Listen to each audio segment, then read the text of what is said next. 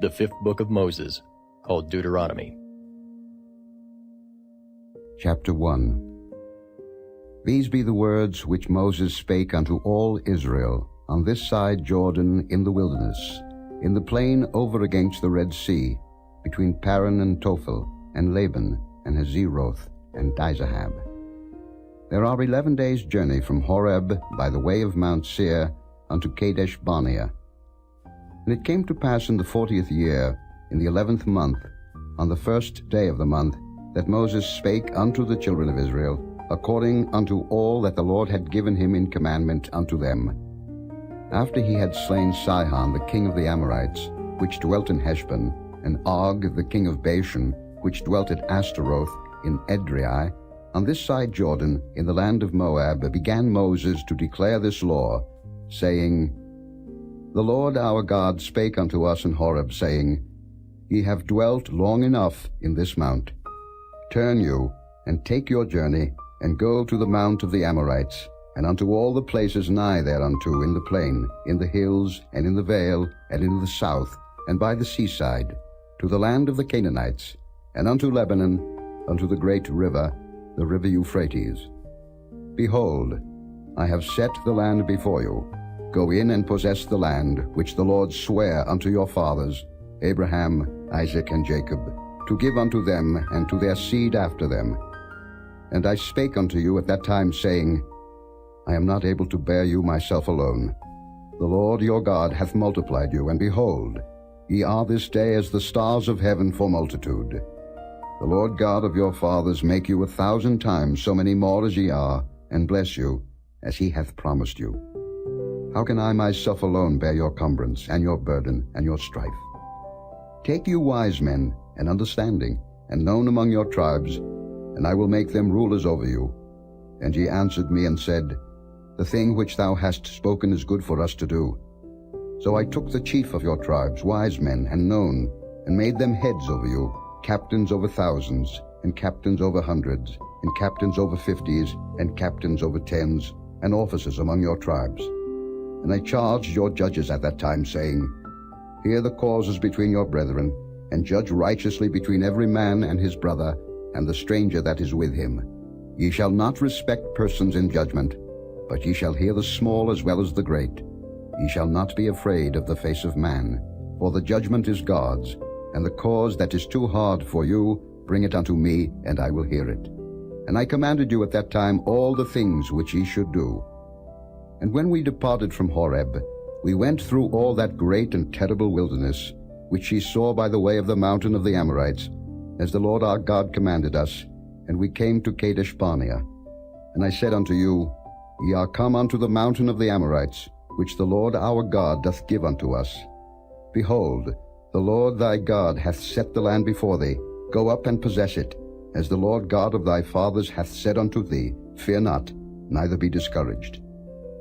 And ye came near unto me, every one of you, and said, We will send men before us, and they shall search us out the land, and bring us word again by what way we must go up, and into what cities we shall come.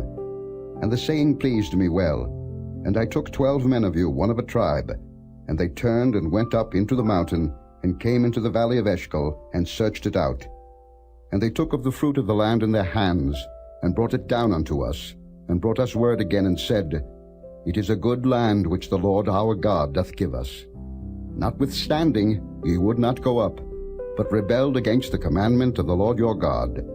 And ye murmured in your tents, and said, Because the Lord hated us, he hath brought us forth out of the land of Egypt, to deliver us into the hand of the Amorites, to destroy us. Whither shall we go up? Our brethren have discouraged our heart, saying, The people is greater and taller than we. The cities are great and walled up to heaven, and moreover we have seen the sons of the Anakims there. Then I said unto you, Dread not, neither be afraid of them. The Lord your God, which goeth before you, he shall fight for you, according to all that he did for you in Egypt before your eyes, and in the wilderness, where thou hast seen how that the Lord thy God bare thee, as a man doth bear his son, in all the way that he went, until ye came into this place. Yet in this thing ye did not believe the Lord your God, who went in the way before you, to search you out a place to pitch your tents in fire by night, to show you by what way ye should go, and in a cloud by day. And the Lord heard the voice of your words, and was wroth, and sware, saying, Surely there shall not one of these men of this evil generation see that good land, which I swear to give unto your fathers. Save Caleb the son of Jephunneh, he shall see it, and to him will I give the land that he hath trodden upon, and to his children, because he hath wholly followed the Lord. Also the Lord was angry with me for your sake, saying, Thou also shalt not go in thither. But Joshua the son of Nun, which standeth before thee, he shall go in thither. Encourage him, for he shall cause Israel to inherit it. Moreover your little ones, which ye said should be a prey, and your children, which in that day had no knowledge between good and evil, they shall go in thither, and unto them will I give it, and they shall possess it. But as for you, turn you, and take your journey into the wilderness by the way of the Red Sea. Then ye answered and said unto me, We have sinned against the Lord. We will go up and fight, according to all that the Lord our God commanded us. And when ye had girded on every man his weapons of war, ye were ready to go up into the hill. And the Lord said unto me, Say unto them, Go not up, neither fight, for I am not among you, lest ye be smitten before your enemies. So I spake unto you, and ye would not hear, but rebelled against the commandment of the Lord, and went presumptuously up into the hill. And the Amorites, which dwelt in that mountain, came out against you and chased you, as bees do, and destroyed you in Seir, even unto Hormah. And ye returned and wept before the Lord. But the Lord would not hearken to your voice, nor give ear unto you. So ye abode in Kadesh many days, according unto the days that ye abode there. Chapter 2. Then we turned, and took our journey into the wilderness by the way of the Red Sea, as the Lord spake unto me, and we compassed Mount Seir many days. And the Lord spake unto me, saying, Ye have compassed this mountain long enough. Turn you northward, and command thou the people, saying, Ye are to pass through the coast of your brethren the children of Esau, which dwell in Seir, and they shall be afraid of you. Take ye good heed unto yourselves, therefore. Meddle not with them, for I will not give you of their land, no, not so much as a footbreadth, because I have given Mount Seir unto Esau for a possession. Ye shall buy meat of them for money, that ye may eat, and ye shall also buy water of them for money, that ye may drink. For the Lord thy God hath blessed thee in all the works of thy hand. He knoweth thy walking through this great wilderness. These 40 years the Lord thy God hath been with thee. Thou hast lacked nothing. And when we passed by from our brethren the children of Esau, which dwelt in Seir, through the way of the plain from Elath, and from Ezion-Geber, we turned and passed by the way of the wilderness of Moab. And the Lord said unto me, Distress not the Moabites, neither contend with them in battle, for I will not give thee of their land for a possession, because I have given Ar unto the children of Lot for a possession.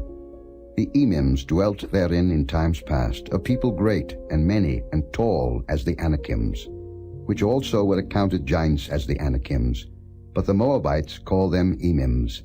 The Horims also dwelt in Seir before time, but the children of Esau succeeded them, when they had destroyed them from before them, and dwelt in their stead, as Israel did unto the land of his possession, which the Lord gave unto them.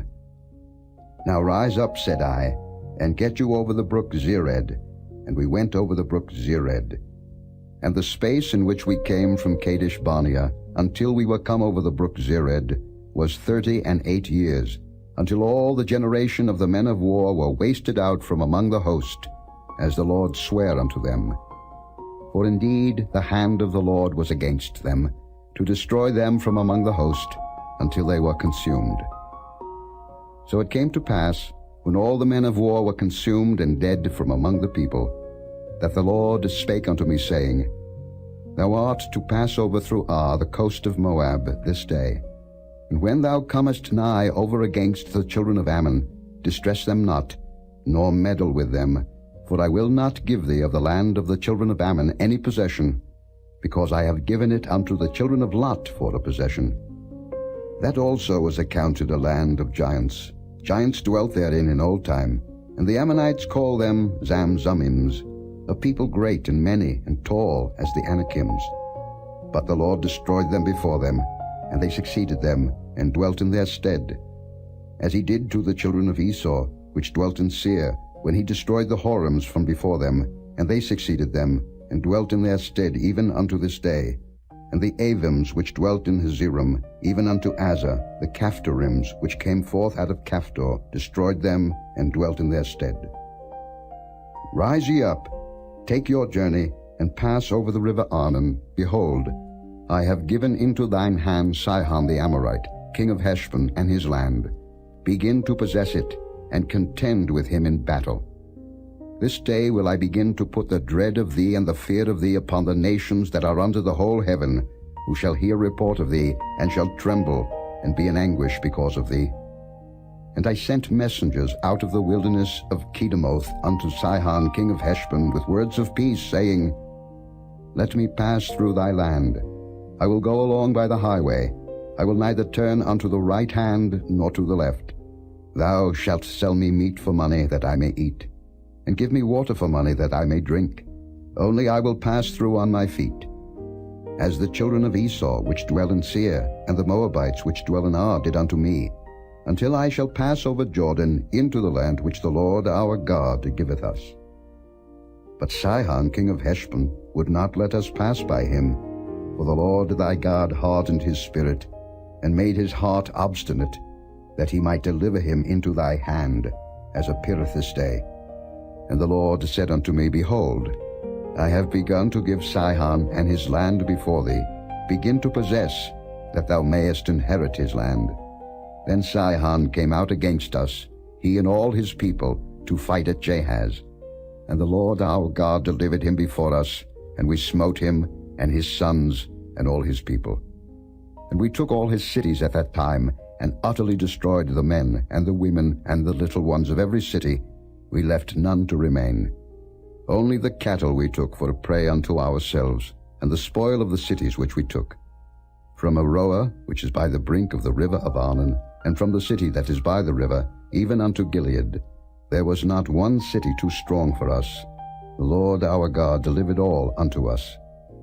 Only unto the land of the children of Ammon thou camest not, nor unto any place of the river Jabbok, nor unto the cities in the mountains, nor unto whatsoever the Lord our God forbade us. Chapter 3. Then we turned and went up the way to Bashan, and Og the king of Bashan came out against us, he and all his people, to battle at Edrei. And the Lord said unto me, Fear him not, for I will deliver him and all his people and his land into thy hand. And thou shalt do unto him as thou didst unto Sihon king of the Amorites, which dwelt at Heshbon. So the Lord our God delivered into our hands Og also, the king of Bashan, and all his people, and we smote him until none was left to him remaining. And we took all his cities at that time. There was not a city which we took not from them, 80 cities, all the region of Argob, the kingdom of Og and Bashan. All these cities were fenced with high walls, gates, and bars, beside unwalled towns a great many. And we utterly destroyed them, as we did unto Sihon king of Heshbon, utterly destroying the men, women, and children of every city. But all the cattle and the spoil of the cities we took for a prey to ourselves. And we took at that time out of the hand of the 2 kings of the Amorites the land that was on this side Jordan, from the river of Arnon unto Mount Hermon, which Hermon the Zidonians call Syrian, and the Amorites call it Shinar. All the cities of the plain, and all Gilead, and all Bashan, unto Salcah and Edrei, cities of the kingdom of Og and Bashan. For only Og, king of Bashan, remained of the remnant of giants. Behold, his bedstead was a bedstead of iron. Is it not in Rabbath of the children of Ammon? 9 cubits was the length thereof, and 4 cubits the breadth of it, after the cubit of a man. And this land, which we possessed at that time, from Aroah, which is by the river Arnon, and half Mount Gilead, and the cities thereof, gave I unto the Reubenites and to the Gadites. And the rest of Gilead, and all Bashan, being the kingdom of Og, gave I unto the half-tribe of Manasseh, all the region of Argob, with all Bashan, which was called the land of giants. Jair the son of Manasseh took all the country of Argob unto the coasts of Geshuri and Maacathi, and call them after his own name, Bashan Havoth Jair, unto this day. And I gave Gilead unto Machir. And unto the Reubenites and unto the Gadites I gave from Gilead even unto the river Arnon half the valley, and the border even unto the river Jabbok, which is the border of the children of Ammon, the plain also, and Jordan, and the coast thereof, from Chinnereth even unto the sea of the plain, even the salt sea, unto Ashdoth Pisgah eastward. And I commanded you at that time, saying, The Lord your God hath given you this land to possess it. Ye shall pass over armed before your brethren the children of Israel, all that are meet for the war. But your wives, and your little ones, and your cattle, for I know that ye have much cattle, shall abide in your cities which I have given you, until the Lord have given rest unto your brethren, as well as unto you, and until they also possess the land which the Lord your God hath given them beyond Jordan. And then shall ye return every man unto his possession, which I have given you. And I commanded Joshua at that time, saying, Thine eyes have seen all that the Lord your God hath done unto these two kings. So shall the Lord do unto all the kingdoms whither thou passest. Ye shall not fear them, for the Lord your God he shall fight for you. And I besought the Lord at that time, saying, O Lord God, thou hast begun to show thy servant thy greatness, and thy mighty hand. For what God is there in heaven or in earth that can do according to thy works, and according to thy might? I pray thee, let me go over, and see the good land that is beyond Jordan, that goodly mountain, and Lebanon. But the Lord was wroth with me for your sakes, and would not hear me. And the Lord said unto me, Let it suffice thee. Speak no more unto me of this matter. Get thee up into the top of Pisgah, and lift up thine eyes westward and northward, and southward and eastward, and behold it with thine eyes. For thou shalt not go over this Jordan. But charge Joshua, and encourage him, and strengthen him, for he shall go over before this people, and he shall cause them to inherit the land which thou shalt see. So we abode in the valley over against Beth Peor. Chapter 4. Now therefore hearken, O Israel, unto the statutes and unto the judgments, which I teach you, for to do them, that ye may live, and go in and possess the land, which the Lord God of your fathers giveth you. Ye shall not add unto the word which I command you, neither shall ye diminish aught from it, that ye may keep the commandments of the Lord your God which I command you. Your eyes have seen what the Lord did because of Baal Peor. For all the men that followed Baal Peor, the Lord thy God hath destroyed them from among you. But ye that did cleave unto the Lord your God are alive every one of you this day. Behold, I have taught you statutes and judgments, even as the Lord my God commanded me, that ye should do so in the land whither ye go to possess it. Keep therefore and do them, for this is your wisdom and your understanding in the sight of the nations, which shall hear all these statutes and say, Surely this great nation is a wise and understanding people.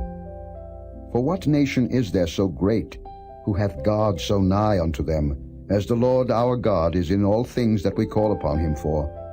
And what nation is there so great, that hath statutes and judgments so righteous as all this law, which I set before you this day? Only take heed to thyself, and keep thy soul diligently, lest thou forget the things which thine eyes have seen, and lest they depart from thy heart all the days of thy life, but teach them thy sons, and thy sons' sons.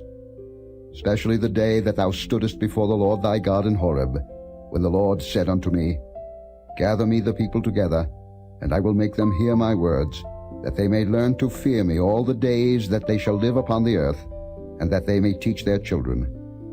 And he came near and stood unto the mountain, and the mountain burned with fire unto the midst of heaven, with darkness, clouds, and thick darkness.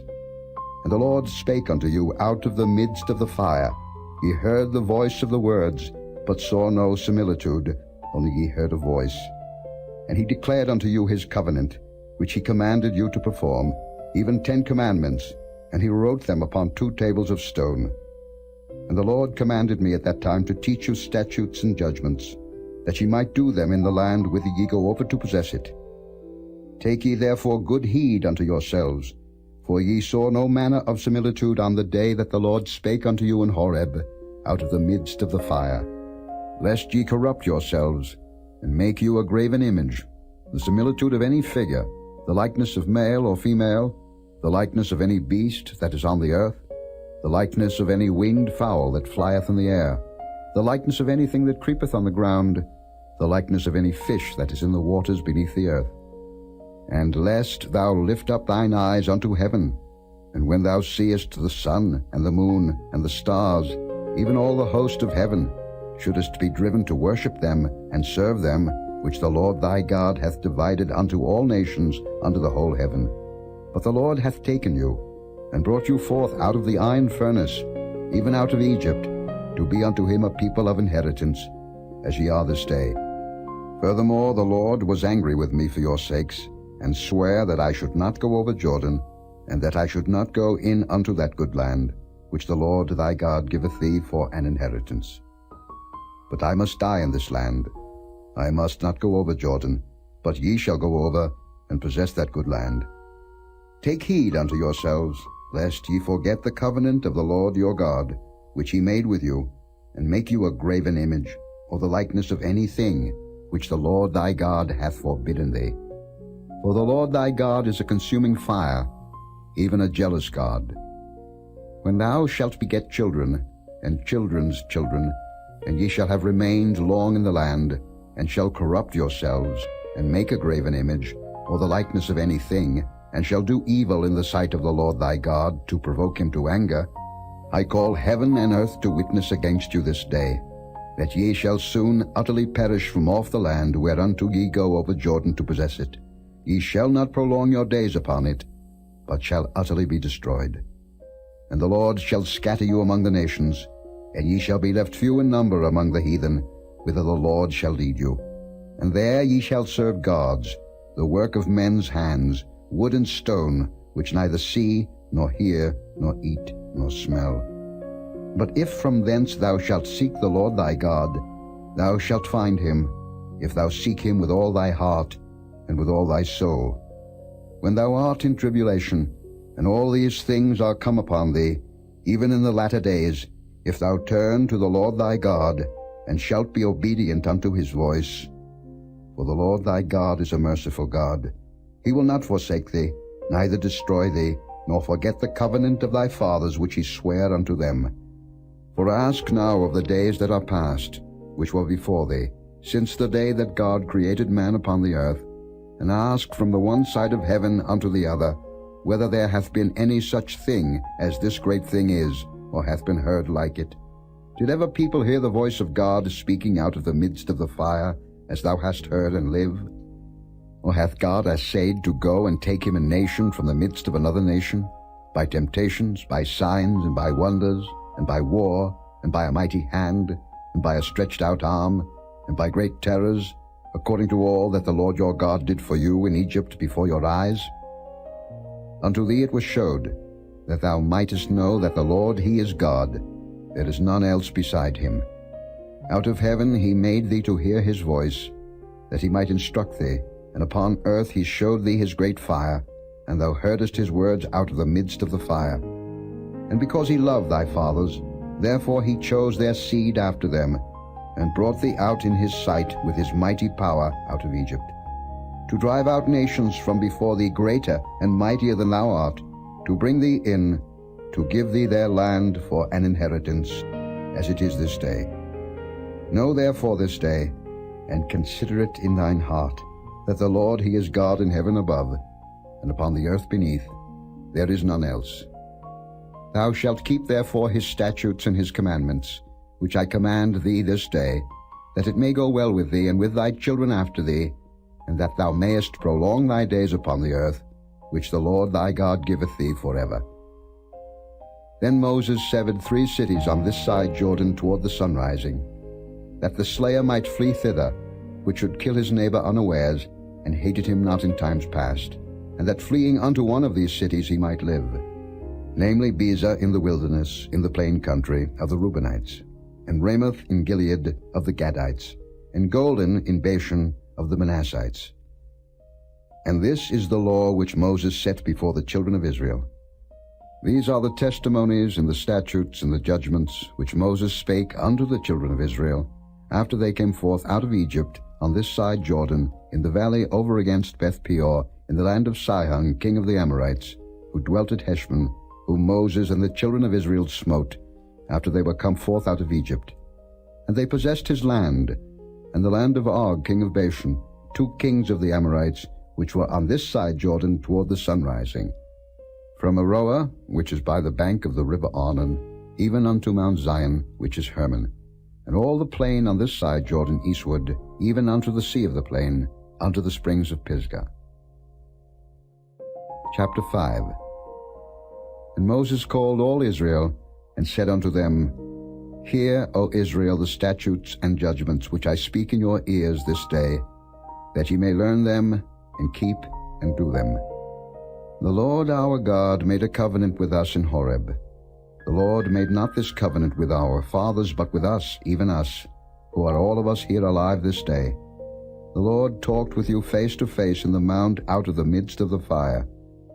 I stood between the Lord and you at that time, to show you the word of the Lord. For ye were afraid by reason of the fire, and went not up into the mount, saying, I am the Lord thy God, which brought thee out of the land of Egypt, from the house of bondage. Thou shalt have none other gods before me. Thou shalt not make thee any graven image, or any likeness of anything that is in heaven above, or that is in the earth beneath, or that is in the waters beneath the earth. Thou shalt not bow down thyself unto them, nor serve them. But I, the Lord thy God, am a jealous God, visiting the iniquity of the fathers upon the children unto the 3rd and 4th generation of them that hate me, and showing mercy unto thousands of them that love me and keep my commandments. Thou shalt not take the name of the Lord thy God in vain, for the Lord will not hold him guiltless that taketh his name in vain. Keep the Sabbath day to sanctify it, as the Lord thy God hath commanded thee. 6 days thou shalt labor, and do all thy work. But the 7th day is the Sabbath of the Lord thy God. In it thou shalt not do any work, thou, nor thy son, nor thy daughter, nor thy manservant, nor thy maidservant, nor thine ox, nor thine ass, nor any of thy cattle, nor thy stranger that is within thy gates, that thy manservant and thy maidservant may rest as well as thou. And remember that thou wast a servant in the land of Egypt, and that the Lord thy God brought thee out thence through a mighty hand, and by a stretched out arm. Therefore the Lord thy God commanded thee to keep the Sabbath day. Honor thy father and thy mother, as the Lord thy God hath commanded thee, that thy days may be prolonged, and that it may go well with thee, in the land which the Lord thy God giveth thee. Thou shalt not kill, neither shalt thou commit adultery, neither shalt thou steal, neither shalt thou bear false witness against thy neighbor, neither shalt thou desire thy neighbor's wife, neither shalt thou covet thy neighbor's house, his field, or his manservant, or his maidservant, his ox or his ass, or anything that is thy neighbor's. These words the Lord spake unto all your assembly in the mount, out of the midst of the fire, of the cloud, and of the thick darkness, with a great voice, and he added no more. And he wrote them in 2 tables of stone, and delivered them unto me.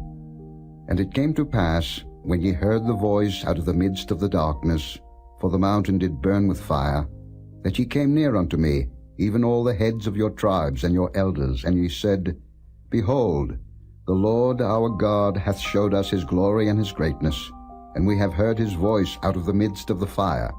We have seen this day that God doth talk with man, and he liveth. Now therefore why should we die? For this great fire will consume us. If we hear the voice of the Lord our God any more, then we shall die. For who is there of all flesh that hath heard the voice of the living God speaking out of the midst of the fire as we have and lived?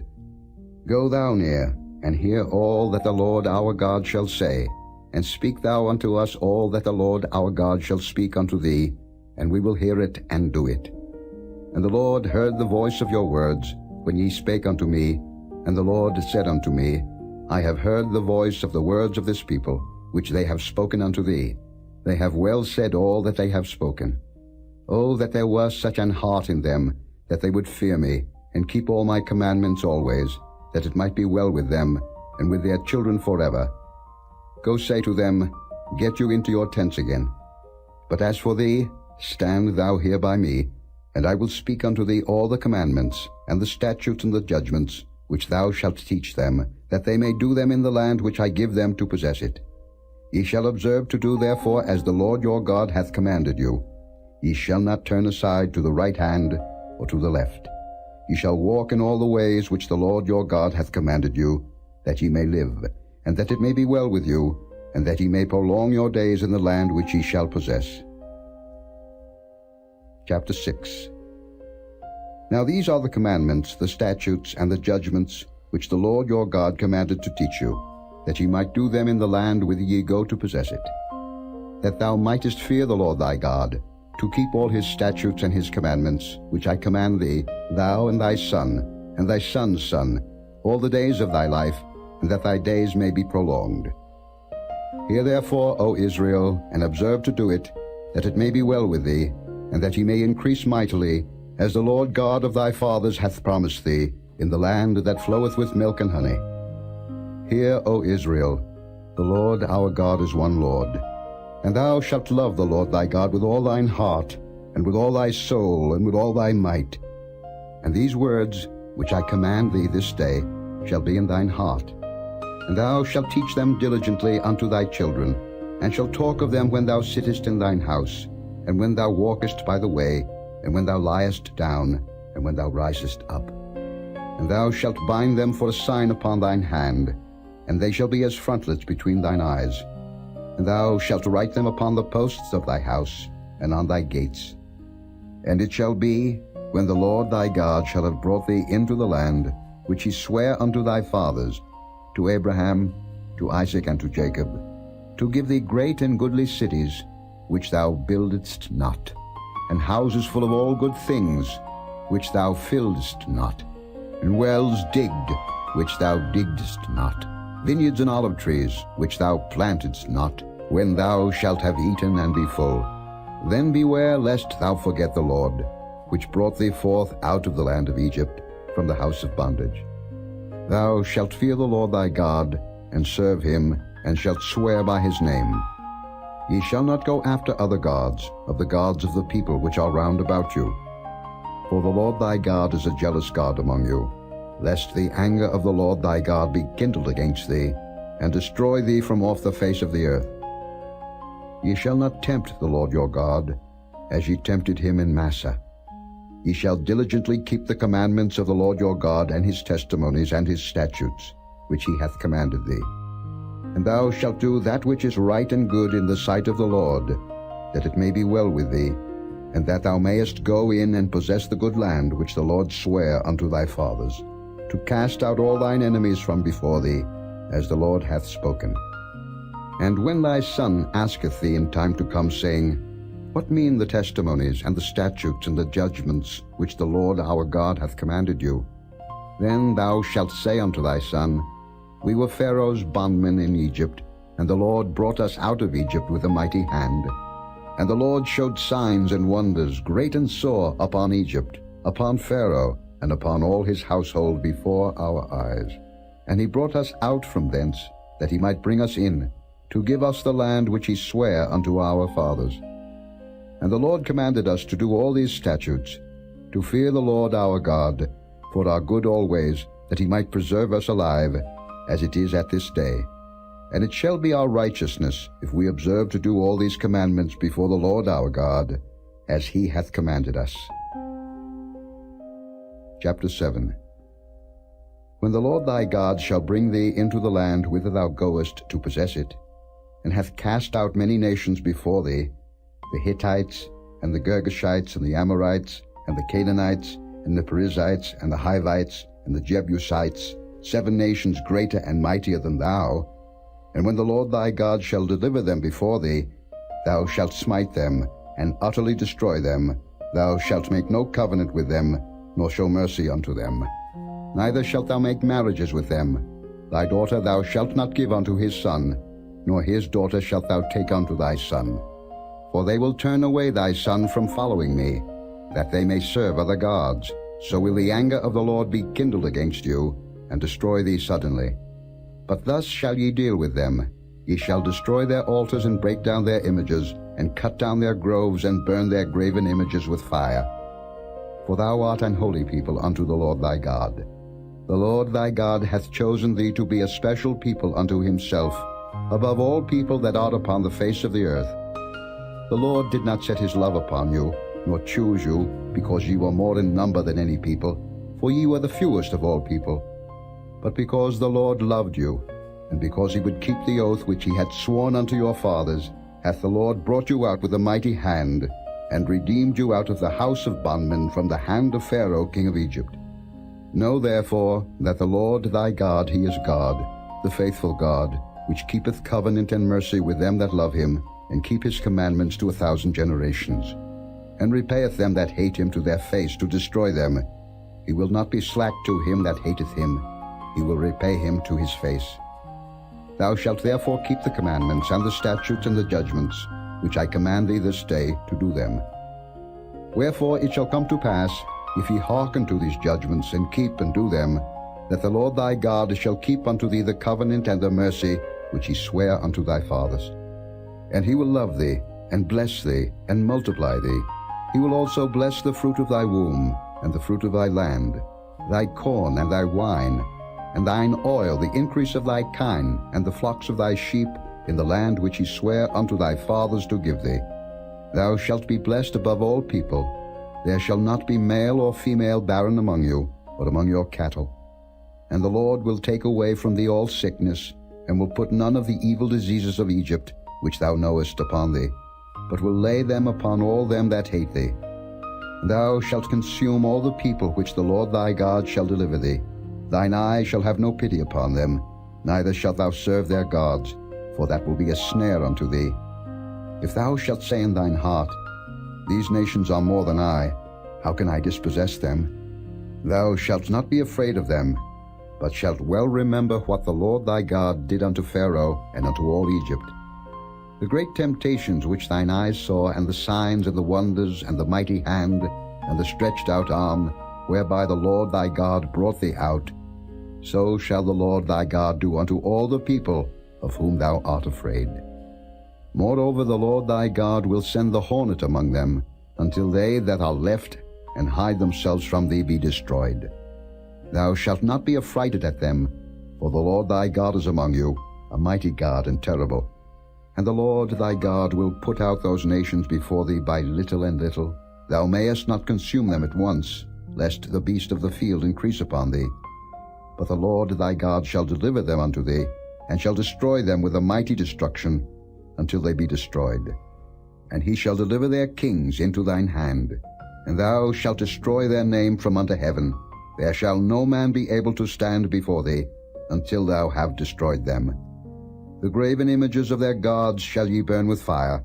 Thou shalt not desire the silver or gold that is on them, nor take it unto thee, lest thou be snared therein, for it is an abomination to the Lord thy God. Neither shalt thou bring an abomination into thine house, lest thou be a cursed thing like it. But thou shalt utterly detest it, and thou shalt utterly abhor it, for it is a cursed thing. Chapter 8.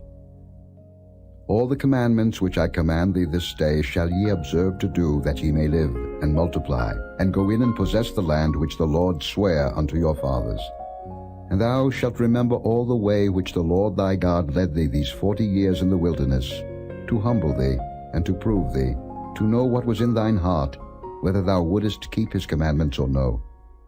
And he humbled thee, and suffered thee to hunger, and fed thee with manna, which thou knewest not, neither did thy fathers know, that he might make thee know that man doth not live by bread only, but by every word that proceedeth out of the mouth of the Lord doth man live. Thy raiment waxed not old upon thee, neither did thy foot swell these 40 years. Thou shalt also consider in thine heart that, as a man chasteneth his son, so the Lord thy God chasteneth thee. Therefore thou shalt keep the commandments of the Lord thy God, to walk in his ways, and to fear him. For the Lord thy God bringeth thee into a good land, a land of brooks of water, of fountains and depths that spring out of valleys and hills, a land of wheat and barley and vines and fig trees and pomegranates, a land of oil, olive, and honey, a land wherein thou shalt eat bread without scarceness, thou shalt not lack anything in it, a land whose stones are iron, and out of whose hills thou mayest dig brass. When thou hast eaten and art full, then thou shalt bless the Lord thy God for the good land which he hath given thee.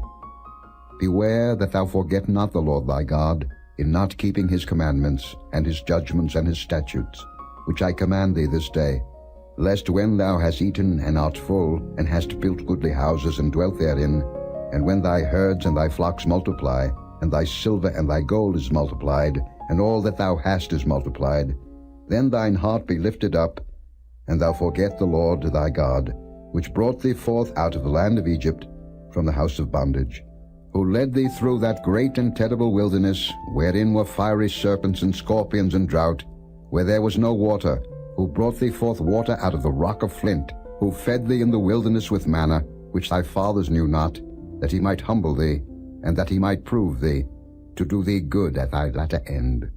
And thou say in thine heart, My power and the might of mine hand hath gotten me this wealth. But thou shalt remember the Lord thy God, for it is he that giveth thee power to get wealth, that he may establish his covenant which he sware unto thy fathers, as it is this day. And it shall be, if thou do at all forget the Lord thy God, and walk after other gods, and serve them, and worship them, I testify against you this day, that ye shall surely perish. As the nations which the Lord destroyeth before your face, so shall ye perish, because ye would not be obedient unto the voice of the Lord your God. Chapter 9. Hear, O Israel, thou art to pass over Jordan this day, to go in to possess nations greater and mightier than thyself, cities great and fenced up to heaven, a people great and tall, the children of the Anakims, whom thou knowest, and of whom thou hast heard say, Who can stand before the children of Anak? Understand therefore this day, that the Lord thy God is he which goeth over before thee. As a consuming fire he shall destroy them, and he shall bring them down before thy face.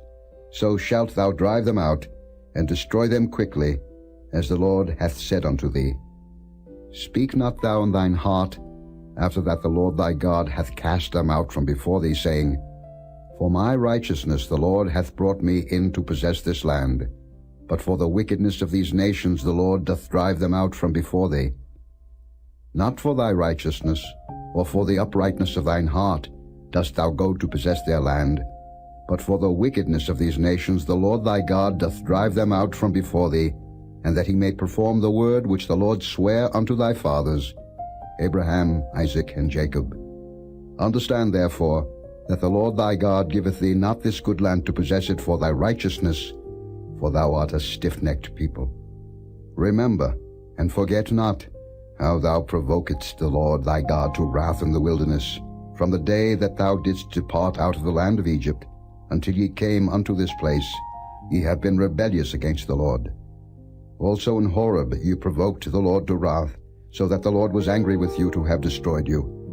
When I was gone up into the mount to receive the tables of stone, even the tables of the covenant which the Lord made with you, then I abode in the mount 40 days and 40 nights. I neither did eat bread nor drink water. And the Lord delivered unto me 2 tables of stone written with the finger of God, and on them was written according to all the words which the Lord spake with you in the mount out of the midst of the fire in the day of the assembly. And it came to pass at the end of 40 days and 40 nights that the Lord gave me the 2 tables of stone, even the tables of the covenant. And the Lord said unto me, Arise, get thee down quickly from hence, for thy people which thou hast brought forth out of Egypt have corrupted themselves.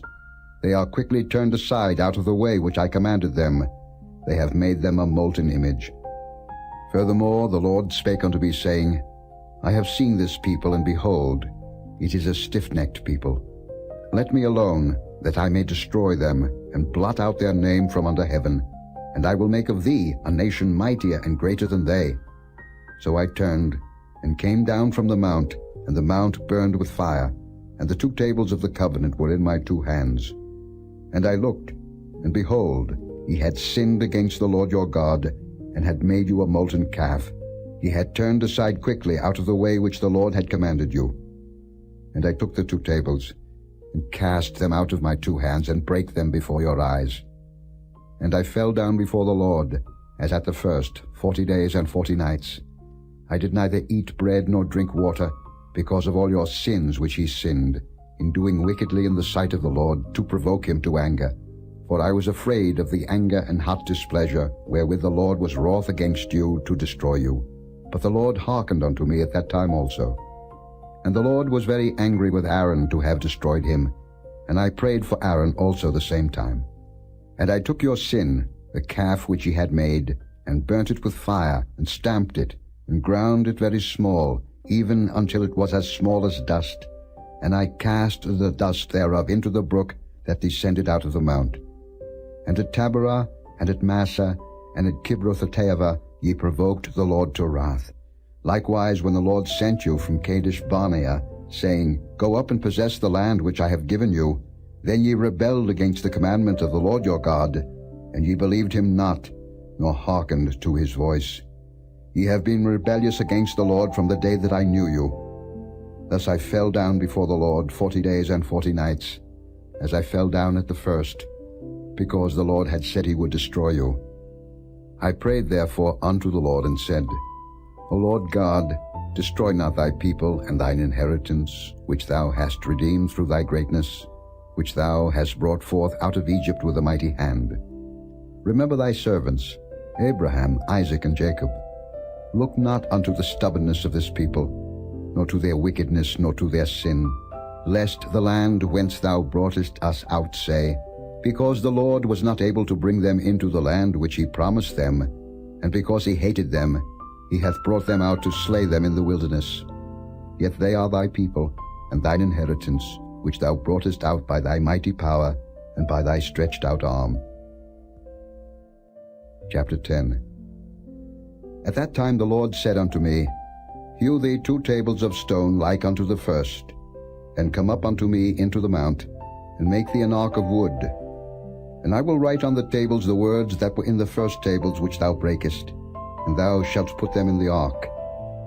And I made an ark of shittim wood, and hewed 2 tables of stone like unto the first, and went up into the mount, having the 2 tables in mine hand. And he wrote on the tables, according to the first writing, the 10 commandments, which the Lord spake unto you in the mount, out of the midst of the fire, in the day of the assembly, and the Lord gave them unto me. And I turned myself and came down from the mount, and put the tables in the ark which I had made. And there they be, as the Lord commanded me.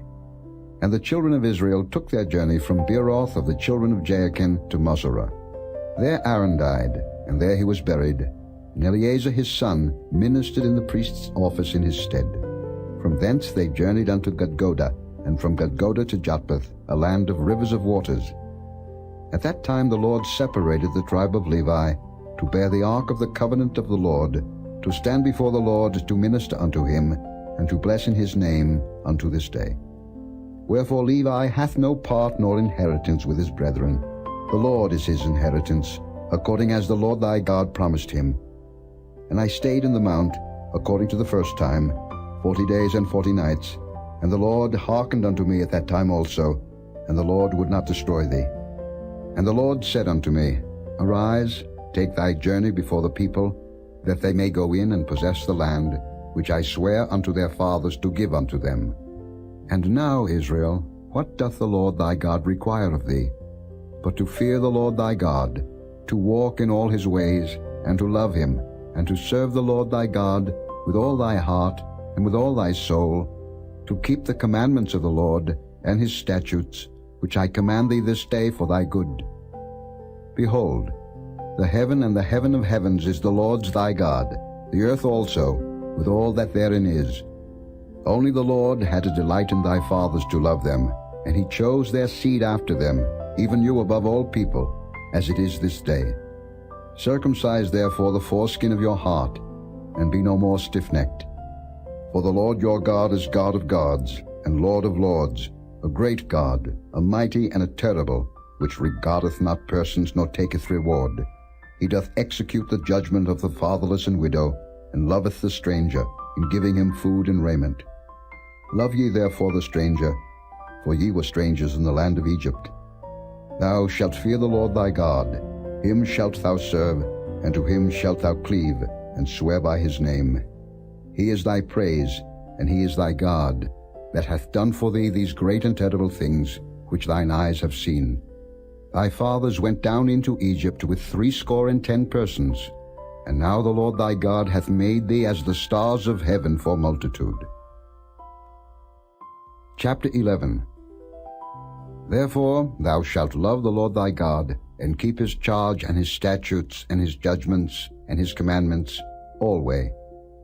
And know ye this day, for I speak not with your children which have not known, and which have not seen the chastisement of the Lord your God, his greatness, his mighty hand, and his stretched out arm, and his miracles and his acts which he did in the midst of Egypt, unto Pharaoh the king of Egypt, and unto all his land.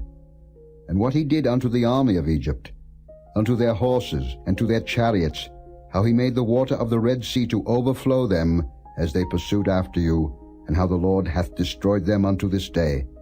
And what he did unto you in the wilderness, until ye came into this place. And what he did unto Dathan and Abiram, the sons of Eliab, the son of Reuben, how the earth opened her mouth and swallowed them up, and their households, and their tents, and all the substance that was in their possession, in the midst of all Israel.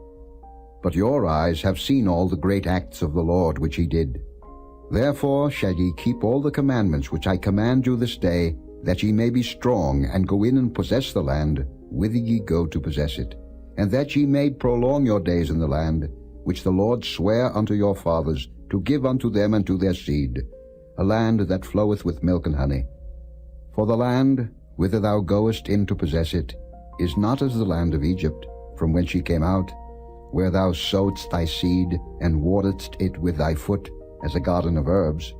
But the land, whither ye go to possess it, is a land of hills and valleys, and drinketh water of the rain of heaven, a land which the Lord thy God careth for.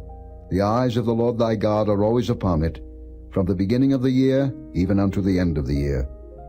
And it shall come to pass, if ye shall hearken diligently unto my commandments which I command you this day, to love the Lord your God, and to serve him with all your heart and with all your soul, that I will give you the rain of your land in his due season, the first rain and the latter rain, that thou mayest gather in thy corn, and thy wine, and thine oil. And I will send grass in thy fields for thy cattle, that thou mayest eat and be full. Take heed to yourselves, that your heart be not deceived, and ye turn aside and serve other gods, and worship them. And then the Lord's wrath be kindled against you, and he shut up the heaven, that there be no rain, and that the land yield not her fruit, and lest ye perish quickly from off the good land, which the Lord giveth you. Therefore shall ye lay up these my words in your heart and in your soul, and bind them for a sign upon your hand, that they may be as frontlets between your eyes. And ye shall teach them your children, speaking of them when thou sittest in thine house, and when thou walkest by the way, when thou liest down, and when thou risest up. And thou shalt write them upon the doorposts of thine house and upon thy gates, that your days may be multiplied, and the days of your children, in the land which the Lord sware unto your fathers to give them, as the days of heaven upon the earth. For if ye shall diligently keep all these commandments which I command you, to do them, to love the Lord your God, to walk in all his ways, and to cleave unto him, then will the Lord drive out all these nations from before you, and ye shall possess greater nations and mightier than yourselves. Every place whereon the soles of your feet shall tread shall be yours. From the wilderness and Lebanon, from the river Euphrates, even unto the uttermost sea shall your coast be. There shall no man be able to stand before you, for the Lord your God shall lay the fear of you and the dread of you upon all the land that ye shall tread upon, as he hath said unto you. Behold, I set before you this day a blessing and a curse. A blessing if ye obey the commandments of the Lord your God, which I command you this day, and a curse if ye will not obey the commandments of the Lord your God, but turn aside out of the way which I command you this day, to go after other gods, which ye have not known. And it shall come to pass, when the Lord thy God hath brought thee in unto the land whither thou goest to possess it, that thou shalt put the blessing upon Mount Gerizim, and the curse upon Mount Ebal. Are they not on the other side of Jordan, by the way where the sun goeth down, in the land of the Canaanites, which dwell in the champaign over against Gilgal, beside the plains of Moreh? For ye shall pass over Jordan to go in to possess the land which the Lord your God giveth you, and ye shall possess it, and dwell therein. And ye shall observe to do all the statutes and judgments which I set before you this day. Chapter 12. These are the statutes and judgments which ye shall observe to do in the land, which the Lord God of thy fathers giveth thee to possess it, all the days that ye live upon the earth. Ye shall utterly destroy all the places wherein the nations which ye shall possess serve their gods, upon the high mountains and upon the hills, and under every green tree. And ye shall overthrow their altars and break their pillars, and burn their groves with fire. And ye shall hew down the graven images of their gods, and destroy the names of them out of that place. Ye shall not do so unto the Lord your God, but unto the place which the Lord your God shall choose out of all your tribes, to put his name there, even unto his habitation shall ye seek, and thither thou shalt come. And thither ye shall bring your burnt offerings, and your sacrifices and your tithes, and heave offerings of your hand, and your vows and your freewill offerings, and the firstlings of your herds and of your flocks. And there ye shall eat before the Lord your God, and ye shall rejoice in all that ye put your hand unto, ye and your households, wherein the Lord thy God hath blessed thee. Ye shall not do after all the things that we do here this day, every man whatsoever is right in his own eyes. For ye are not as yet come to the rest and to the inheritance, which the Lord your God giveth you. But when ye go over Jordan, and dwell in the land which the Lord your God giveth you to inherit, and when he giveth you rest from all your enemies round about, so that ye dwell in safety, then there shall be a place which the Lord your God shall choose to cause his name to dwell there. Thither shall ye bring all that I command you, your burnt offerings, and your sacrifices, your tithes, and the heave offering of your hand, and all your choice vows which ye vow unto the Lord. And ye shall rejoice before the Lord your God, ye and your sons, and your daughters, and your men servants, and your maid servants, and the Levite that is within your gates, forasmuch as he hath no part nor inheritance with you. Take heed to thyself that thou offer not thy burnt offerings in every place that thou seest. But in the place which the Lord shall choose in one of thy tribes, there thou shalt offer thy burnt offerings, and there thou shalt do all that I command thee. Notwithstanding thou mayest kill and eat flesh in all thy gates, whatsoever thy soul lusteth after, according to the blessing of the Lord thy God, which he hath given thee. The unclean and the clean may eat thereof, as of the roebuck and as of the hart. Only ye shall not eat the blood, ye shall pour it upon the earth as water. Thou mayest not eat within thy gates the tithe of thy corn, or of thy wine, or of thy oil, or the firstlings of thy herds, or of thy flock, nor any of thy vows which thou vowest, nor thy freewill offerings, or heave offering of thine hand.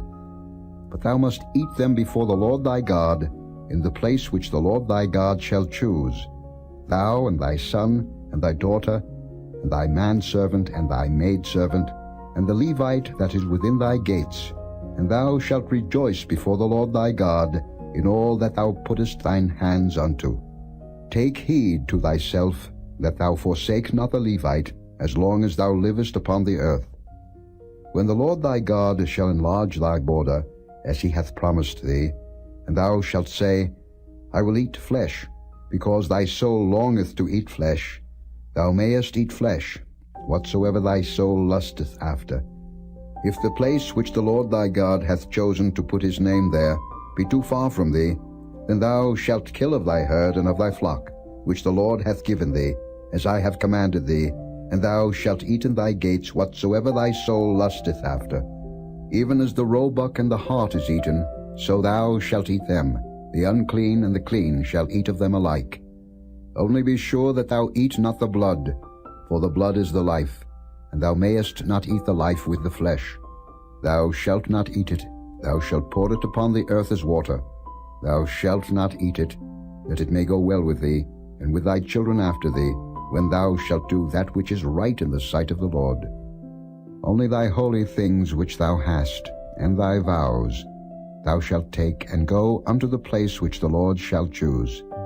And thou shalt offer thy burnt offerings, the flesh and the blood, upon the altar of the Lord thy God, and the blood of thy sacrifices shall be poured out upon the altar of the Lord thy God, and thou shalt eat the flesh. Observe and hear all these words which I command thee, that it may go well with thee, and with thy children after thee forever, when thou doest that which is good and right in the sight of the Lord thy God. When the Lord thy God shall cut off the nations from before thee, whither thou goest to possess them, and thou succeedest them, and dwellest in their land, take heed to thyself that thou be not snared by following them, after that they be destroyed from before thee, and that thou inquire not after their gods, saying, How did these nations serve their gods? Even so will I do likewise.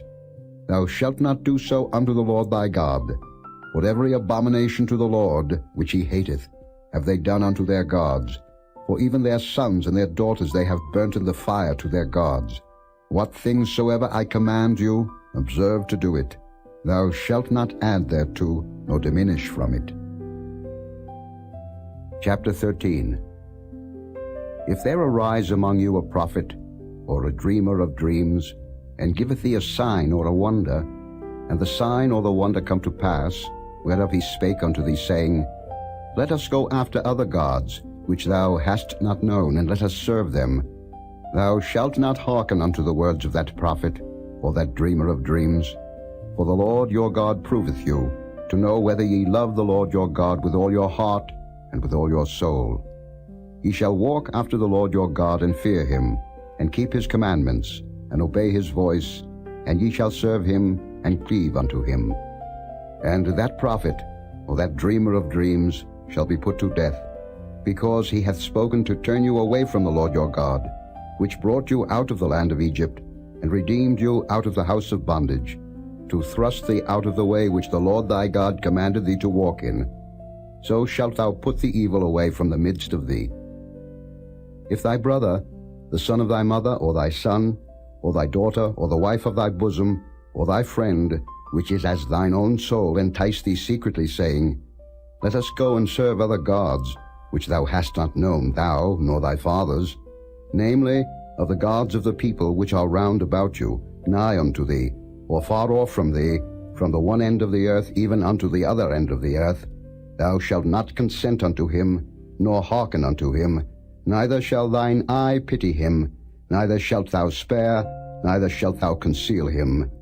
But thou shalt surely kill him. Thine hand shall be first upon him to put him to death, and afterwards the hand of all the people. And thou shalt stone him with stones that he die, because he hath sought to thrust thee away from the Lord thy God, which brought thee out of the land of Egypt, from the house of bondage. And all Israel shall hear and fear, and shall do no more any such wickedness as this is among you. If thou shalt hear say in one of thy cities, which the Lord thy God hath given thee to dwell there, saying, Certain men, the children of Belial, are gone out from among you, and have withdrawn the inhabitants of their city, saying, Let us go and serve other gods, which ye have not known.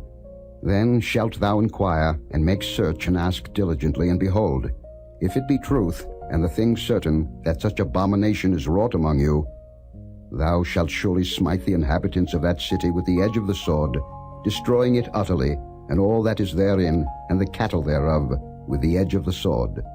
And thou shalt gather all the spoil of it into the midst of the street thereof, and shalt burn with fire the city, and all the spoil thereof every whit, for the Lord thy God. And it shall be an heap forever, it shall not be built again. And there shall cleave naught of the cursed thing to thine hand, that the Lord may turn from the fierceness of his anger, and show thee mercy, and have compassion upon thee, and multiply thee, as he hath sworn unto thy fathers, when thou shalt hearken to the voice of the Lord thy God, to keep all his commandments, which I command thee this day, to do that which is right in the eyes of the Lord thy God. Chapter 14. Ye are the children of the Lord your God. Ye shall not cut yourselves, nor make any baldness between your eyes for the dead. For thou art an holy people unto the Lord thy God, and the Lord hath chosen thee to be a peculiar people unto himself, above all the nations that are upon the earth. Thou shalt not eat any abominable thing. These are the beasts which ye shall eat: the ox, the sheep, and the goat, the hart, and the roebuck, and the fallow deer, and the wild goat, and the pygog, and the wild ox, and the chamois. And every beast that parteth the hoof, and cleaveth the cleft into two claws, and cheweth the cud among the beasts, that ye shall eat. Nevertheless, these ye shall not eat of them that chew the cud, or of them that divide the cloven hoof, as the camel, and the hare, and the coney, for they chew the cud, but divide not the hoof. Therefore they are unclean unto you. And the swine, because it divideth the hoof, yet cheweth not the cud, it is unclean unto you. Ye shall not eat of their flesh, nor touch their dead carcass. These ye shall eat of all that are in the waters. All that have fins and scales shall ye eat. And whatsoever hath not fins and scales ye may not eat. It is unclean unto you. Of all clean birds ye shall eat.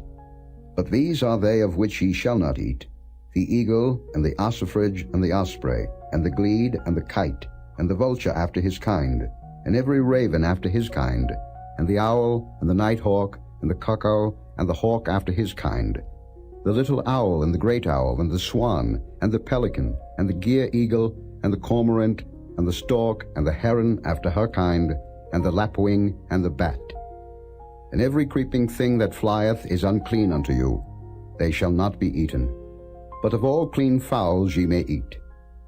Ye shall not eat of anything that dieth of itself. Thou shalt give it unto the stranger that is in thy gates, that he may eat it. Or thou mayest sell it unto an alien, for thou art an holy people unto the Lord thy God. Thou shalt not see the kid in his mother's milk. Thou shalt truly tithe all the increase of thy seed, that the field bringeth forth year by year. And thou shalt eat before the Lord thy God, in the place which he shall choose to place his name there, the tithe of thy corn, of thy wine, and of thine oil, and the firstlings of thy herds and of thy flocks, that thou mayest learn to fear the Lord thy God always. And if the way be too long for thee, so that thou art not able to carry it, or if the place be too far from thee, which the Lord thy God shall choose to set his name there, when the Lord thy God hath blessed thee, then shalt thou turn it into money, and bind up the money in thine hand, and shalt go unto the place which the Lord thy God shall choose. And thou shalt bestow that money for whatsoever thy soul lusteth after, for oxen, or for sheep, or for wine, or for strong drink, or for whatsoever thy soul desireth. And thou shalt eat there before the Lord thy God, and thou shalt rejoice, thou and thine household. And the Levite that is within thy gates, thou shalt not forsake him, for he hath no part nor inheritance with thee. At the end of 3 years thou shalt bring forth all the tithe of thine increase the same year, and shalt lay it up within thy gates. And the Levite, because he hath no part nor inheritance with thee, and the stranger, and the fatherless, and the widow, which are within thy gates, shall come, and shall eat and be satisfied, that the Lord thy God may bless thee in all the work of thine hand which thou doest. Chapter 15. At the end of every 7 years thou shalt make a release, and this is the manner of the release. Every creditor that lendeth aught unto his neighbor shall release it. He shall not exact it of his neighbor, or of his brother, because it is called the Lord's release. Of a foreigner thou mayest exact it again, but that which is thine with thy brother, thine hand shall release, save when there shall be no poor among you. For the Lord shall greatly bless thee in the land which the Lord thy God giveth thee for an inheritance to possess it. Only if thou carefully hearken unto the voice of the Lord thy God, to observe to do all these commandments which I command thee this day. For the Lord thy God blesseth thee, as he promised thee, and thou shalt lend unto many nations, but thou shalt not borrow, and thou shalt reign over many nations, but they shall not reign over thee. If there be among you a poor man of one of thy brethren within any of thy gates in thy land which the Lord thy God giveth thee, thou shalt not harden thine heart, nor shut thine hand from thy poor brother. But thou shalt open thine hand wide unto him, and shalt surely lend him sufficient for his need, in that which he wanteth. Beware that there be not a thought in thy wicked heart, saying, The 7th year, the year of release, is at hand. and thine eye be evil against thy poor brother, and thou givest him naught, and he cry unto the Lord against thee, and it be sin unto thee, thou shalt surely give him, and thine heart shall not be grieved when thou givest unto him, because that for this thing the Lord thy God shall bless thee in all thy works, and in all that thou puttest thine hand unto. For the poor shall never cease out of the land. Therefore I command thee, saying, Thou shalt open thine hand wide unto thy brother, to thy poor, and to thy needy in thy land. And if thy brother, an Hebrew man, or an Hebrew woman, be sold unto thee, and serve thee 6 years, then in the 7th year thou shalt let him go free from thee. And when thou sendest him out free from thee, thou shalt not let him go away empty. Thou shalt furnish him liberally out of thy flock, and out of thy floor, and out of thy winepress, of that wherewith the Lord thy God hath blessed thee thou shalt give unto him. And thou shalt remember that thou wast a bondman in the land of Egypt, and the Lord thy God redeemed thee. Therefore I command thee this thing today. And it shall be, if he say unto thee, I will not go away from thee, because he loveth thee and thine house, because he is well with thee, then thou shalt take an awl, and thrust it through his ear unto the door, and he shall be thy servant forever. And also unto thy maidservant thou shalt do likewise. It shall not seem hard unto thee, when thou sendest him away free from thee, for he hath been worth a double hired servant to thee, in serving thee 6 years, and the Lord thy God shall bless thee in all that thou doest. All the firstling males that come of thy herd and of thy flock thou shalt sanctify unto the Lord thy God. Thou shalt do no work with the firstling of thy bullock, nor shear the firstling of thy sheep. Thou shalt eat it before the Lord thy God year by year, in the place which the Lord shall choose, thou and thy household. And if there be any blemish therein, as if it be lame, or blind, or have any ill blemish, thou shalt not sacrifice it unto the Lord thy God. Thou shalt eat it within thy gates. The unclean and the clean person shall eat it alike, as the roebuck and as the hart. Only thou shalt not eat the blood thereof. Thou shalt pour it upon the ground as water. Chapter 16.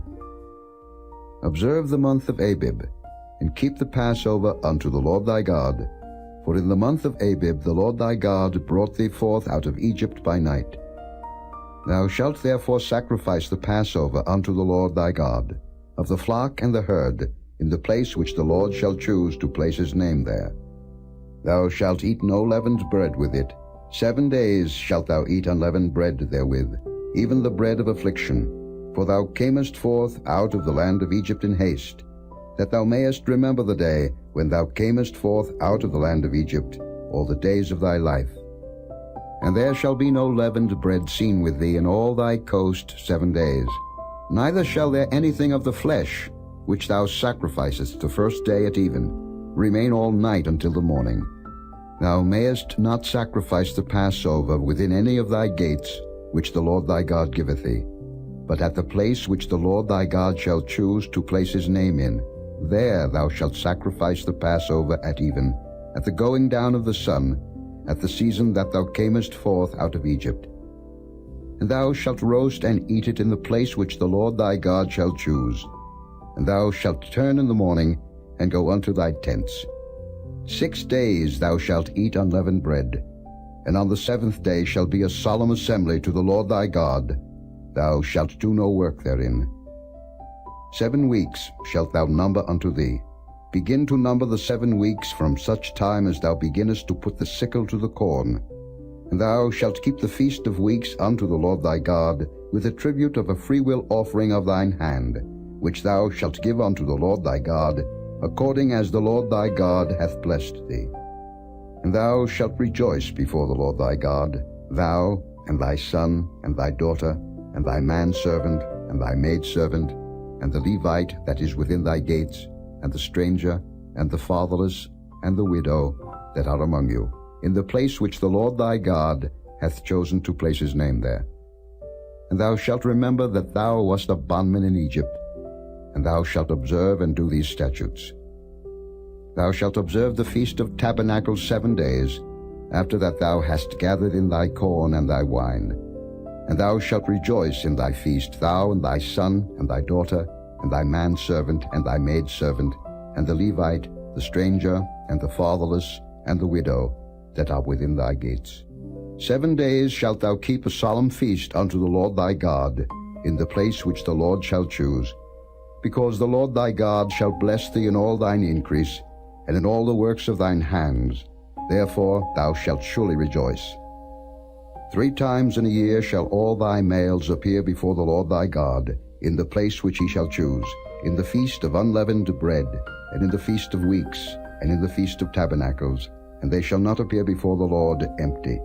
Every man shall give as he is able, according to the blessing of the Lord thy God, which he hath given thee. Judges and officers shalt thou make thee in all thy gates, which the Lord thy God giveth thee, throughout thy tribes, and they shall judge the people with just judgment. Thou shalt not wrest judgment. Thou shalt not respect persons, neither take a gift, for a gift doth blind the eyes of the wise, and pervert the words of the righteous. That which is altogether just shalt thou follow, that thou mayest live, and inherit the land which the Lord thy God giveth thee. Thou shalt not plant thee a grove of any trees near unto the altar of the Lord thy God, which thou shalt make thee. Neither shalt thou set thee up any image, which the Lord thy God hateth. Chapter 17. Thou shalt not sacrifice unto the Lord thy God any bullock or sheep wherein is blemish, or any evil favoredness, for that is an abomination unto the Lord thy God. If there be found among you, within any of thy gates which the Lord thy God giveth thee, man or woman that hath wrought wickedness in the sight of the Lord thy God, in transgressing his covenant, and hath gone and served other gods, and worshipped them, either the sun or moon, or any of the host of heaven, which I have not commanded, and it be told thee, and thou hast heard of it, and inquired diligently, and behold, it be true, and the thing certain, that such abomination is wrought in Israel, then shalt thou bring forth that man or that woman which have committed that wicked thing unto thy gates, even that man or that woman, and shalt stone them with stones till they die. At the mouth of 2 witnesses or 3 witnesses shall he that is worthy of death be put to death. But at the mouth of 1 witness he shall not be put to death. The hands of the witnesses shall be first upon him to put him to death, and afterward the hands of all the people. So thou shalt put the evil away from among you.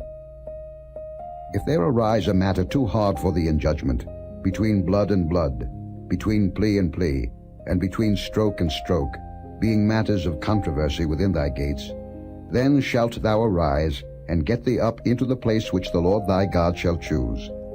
And thou shalt come unto the priests the Levites, and unto the judge that shall be in those days, and inquire, and they shall show thee the sentence of judgment. And thou shalt do according to the sentence which they of that place which the Lord shall choose shall show thee, and thou shalt observe to do according to all that they inform thee, according to the sentence of the law which they shall teach thee, and according to the judgment which they shall tell thee, thou shalt do. Thou shalt not decline from the sentence which they shall show thee, to the right hand, nor to the left. And the man that will do presumptuously, and will not hearken unto the priest that standeth to minister there before the Lord thy God, or unto the judge, even that man shall die, and thou shalt put away the evil from Israel. And all the people shall hear and fear, and do no more presumptuously. When thou art come unto the land which the Lord thy God giveth thee, and shalt possess it, and shalt dwell therein, and shalt say, I will set a king over me, like as all the nations that are about me. Thou shalt in any wise set him king over thee, whom the Lord thy God shall choose. One from among thy brethren shalt thou set king over thee. Thou mayest not set a stranger over thee, which is not thy brother. But he shall not multiply horses to himself, nor cause the people to return to Egypt, to the end that he should multiply horses. For as much as the Lord hath said unto you, ye shall henceforth return no more that way. Neither shall he multiply wives to himself, that his heart turn not away, neither shall he greatly multiply to himself silver and gold. And it shall be, when he sitteth upon the throne of his kingdom, that he shall write him a copy of this law in a book out of that which is before the priests the Levites. And it shall be with him, and he shall read therein all the days of his life, that he may learn to fear the Lord his God, to keep all the words of this law and these statutes, to do them, that his heart be not lifted up above his brethren, and that he turn not aside from the commandment, to the right hand or to the left, to the end that he may prolong his days in his kingdom, he and his children, in the midst of Israel. Chapter 18. The priests, the Levites, and all the tribe of Levi shall have no part nor inheritance with Israel. They shall eat the offerings of the Lord made by fire, and his inheritance. Therefore shall they have no inheritance among their brethren. The Lord is their inheritance, as he hath said unto them. And this shall be the priest's due from the people, from them that offer a sacrifice, whether it be ox or sheep, and they shall give unto the priest the shoulder, and the 2 cheeks, and the maw. The first fruit also of thy corn, of thy wine, and of thine oil, and the first of the fleece of thy sheep, shalt thou give him. For the Lord thy God hath chosen him out of all thy tribes, to stand to minister in the name of the Lord, him and his sons forever. And if a Levite come from any of thy gates out of all Israel, where he sojourned, and come with all the desire of his mind unto the place which the Lord shall choose, then he shall minister in the name of the Lord his God, as all his brethren the Levites do, which stand there before the Lord. They shall have like portions to eat, beside that which cometh of the sale of his patrimony. When thou art come into the land which the Lord thy God giveth thee, thou shalt not learn to do after the abominations of those nations. There shall not be found among you any one that maketh his son or his daughter to pass through the fire, or that useth divination, or an observer of times, or an enchanter, or a witch, or a charmer, or a consulter with familiar spirits, or a wizard, or a necromancer. For all that do these things are an abomination unto the Lord. And because of these abominations the Lord thy God doth drive them out from before thee. Thou shalt be perfect with the Lord thy God. For these nations, which thou shalt possess, hearkened unto observers of times, and unto diviners. But as for thee, the Lord thy God hath not suffered thee so to do. The Lord thy God will raise up unto thee a prophet from the midst of thee, of thy brethren, like unto me. Unto him ye shall hearken, according to all that thou desirest of the Lord thy God in Horeb, in the day of the assembly, saying, Let me not hear again the voice of the Lord my God, neither let me see this great fire any more, that I die not. And the Lord said unto me, They have well spoken that which they have spoken. I will raise them up a prophet from among their brethren, like unto thee, and will put my words in his mouth, and he shall speak unto them all that I shall command him. And it shall come to pass, that whosoever will not hearken unto my words which he shall speak in my name, I will require it of him. But the prophet, which shall presume to speak a word in my name, which I have not commanded him to speak, or that shall speak in the name of other gods, even that prophet shall die. And if thou say in thine heart, How shall we know the word which the Lord hath not spoken?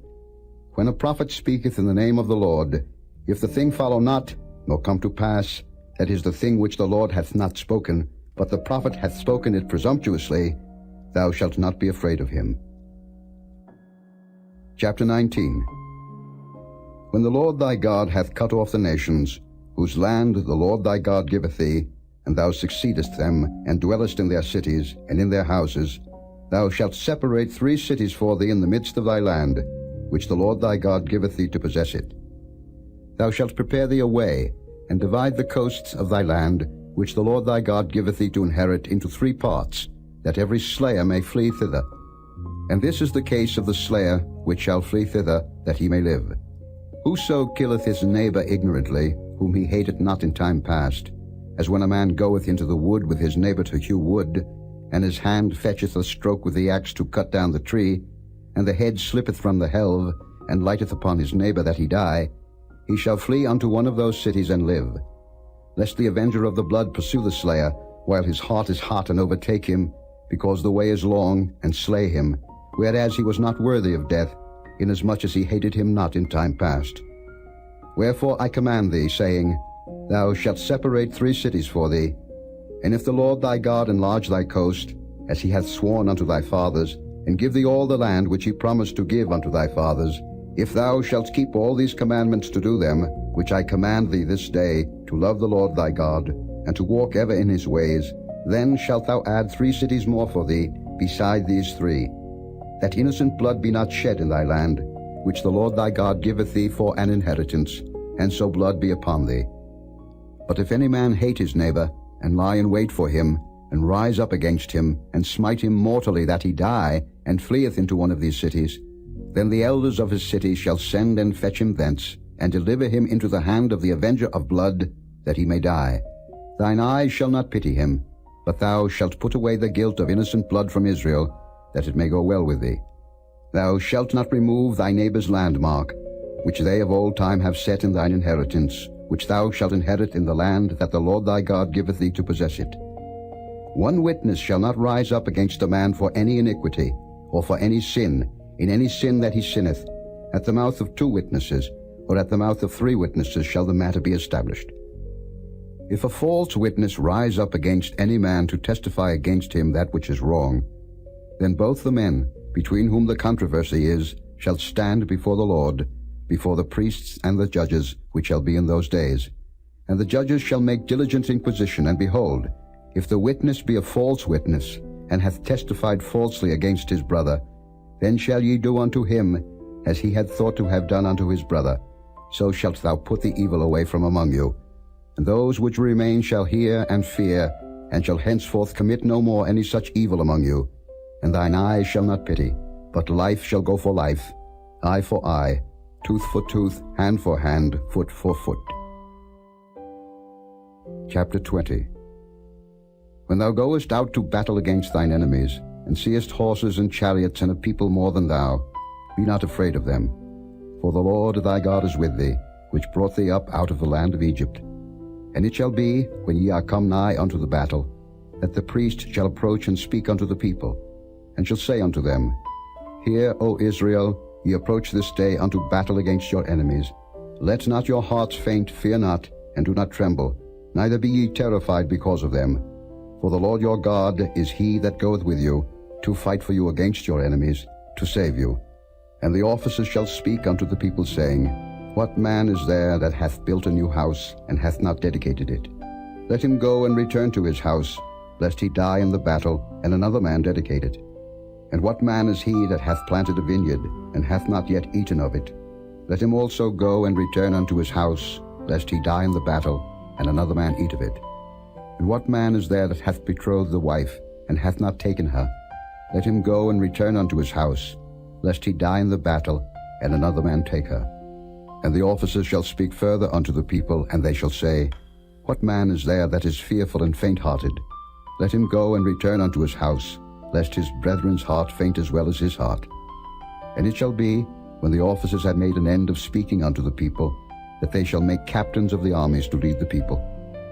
When thou comest nigh unto a city to fight against it, then proclaim peace unto it. And it shall be, if it make the answer of peace, and open unto thee, then it shall be, that all the people that is found therein shall be tributaries unto thee, and they shall serve thee. And if it will make no peace with thee, but will make war against thee, then thou shalt besiege it. And when the Lord thy God hath delivered it into thine hands, thou shalt smite every male thereof with the edge of the sword. But the women, and the little ones, and the cattle, and all that is in the city, even all the spoil thereof, shalt thou take unto thyself, and thou shalt eat the spoil of thine enemies, which the Lord thy God hath given thee. Thus shalt thou do unto all the cities which are very far off from thee, which are not of the cities of these nations. But of the cities of these people, which the Lord thy God doth give thee for an inheritance, thou shalt save alive nothing that breatheth, but thou shalt utterly destroy them, namely, the Hittites and the Amorites, the Canaanites and the Perizzites, the Hivites and the Jebusites, as the Lord thy God hath commanded thee, that they teach you not to do after all their abominations, which they have done unto their gods, so should ye sin against the Lord your God.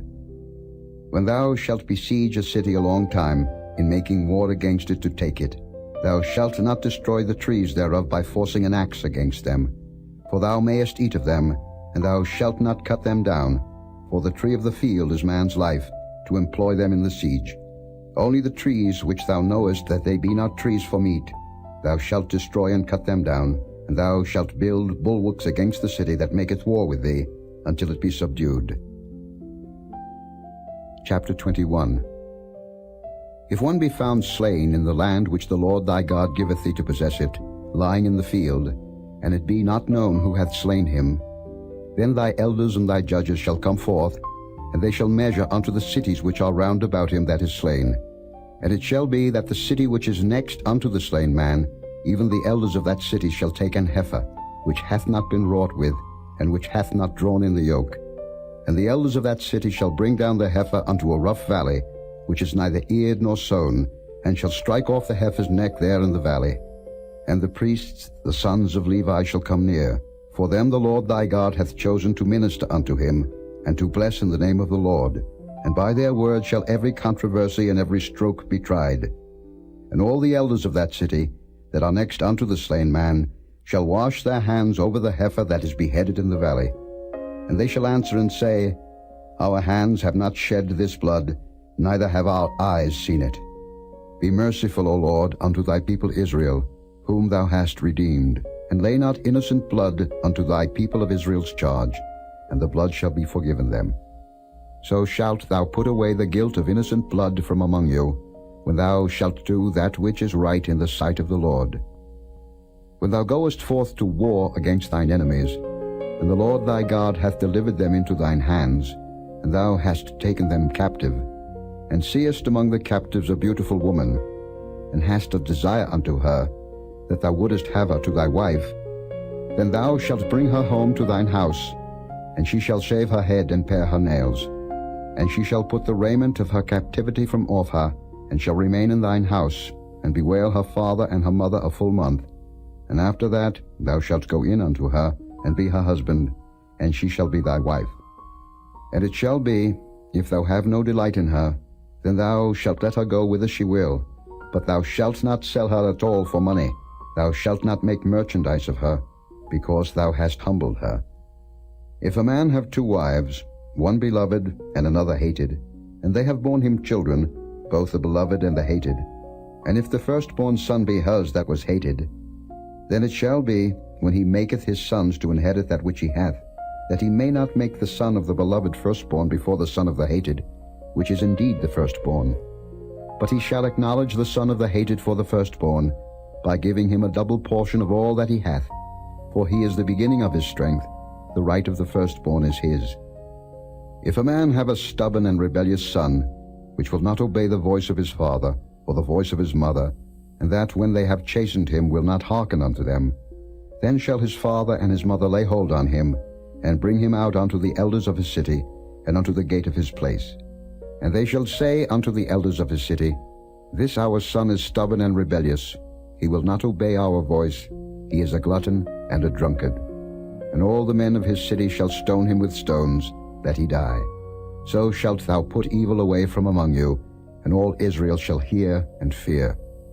And if a man have committed a sin worthy of death, and he be to be put to death, and thou hang him on a tree, his body shall not remain all night upon the tree, but thou shalt in any wise bury him that day. For he that is hanged is accursed of God, that thy land be not defiled, which the Lord thy God giveth thee for an inheritance. Chapter 22. Thou shalt not see thy brother's ox or his sheep go astray, and hide thyself from them. Thou shalt in any case bring them again unto thy brother. And if thy brother be not nigh unto thee, or if thou know him not, then thou shalt bring it unto thine own house, and it shall be with thee until thy brother seek after it, and thou shalt restore it to him again. In like manner shalt thou do with his ass, and so shalt thou do with his raiment, and with all lost thing of thy brother's, which he hath lost, and thou hast found, shalt thou do likewise. Thou mayest not hide thyself. Thou shalt not see thy brother's ass or his ox fall down by the way, and hide thyself from them. Thou shalt surely help him to lift them up again. The woman shall not wear that which pertaineth unto a man, neither shall a man put on a woman's garment, for all that do so are abomination unto the Lord thy God. If a bird's nest chance to be before thee in the way in any tree or on the ground, whether they be young ones or eggs, and the dam sitting upon the young or upon the eggs, thou shalt not take the dam with the young. But thou shalt in any wise let the dam go, and take the young to thee, that it may be well with thee, and that thou mayest prolong thy days. When thou buildest a new house, then thou shalt make a battlement for thy roof, that thou bring not blood upon thine house, if any man fall from thence. Thou shalt not sow thy vineyard with divers seeds, lest the fruit of thy seed which thou hast sown and the fruit of thy vineyard be defiled. Thou shalt not plow with an ox and an ass together. Thou shalt not wear a garment of divers sorts, as of woolen and linen together. Thou shalt make thee fringes upon the four quarters of thy vesture, wherewith thou coverest thyself. If any man take a wife, and go in unto her, and hate her, and give occasions of speech against her, and bring up an evil name upon her, and say, I took this woman, and when I came to her, I found her not a maid. Then shall the father of the damsel and her mother take and bring forth the tokens of the damsel's virginity unto the elders of the city in the gate.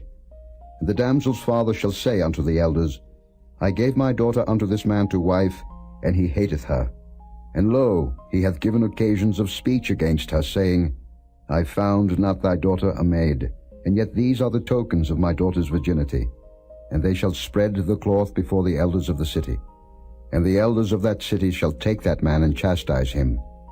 And they shall amerce him in 100 shekels of silver, and give them unto the father of the damsel, because he hath brought up an evil name upon a virgin of Israel, and she shall be his wife.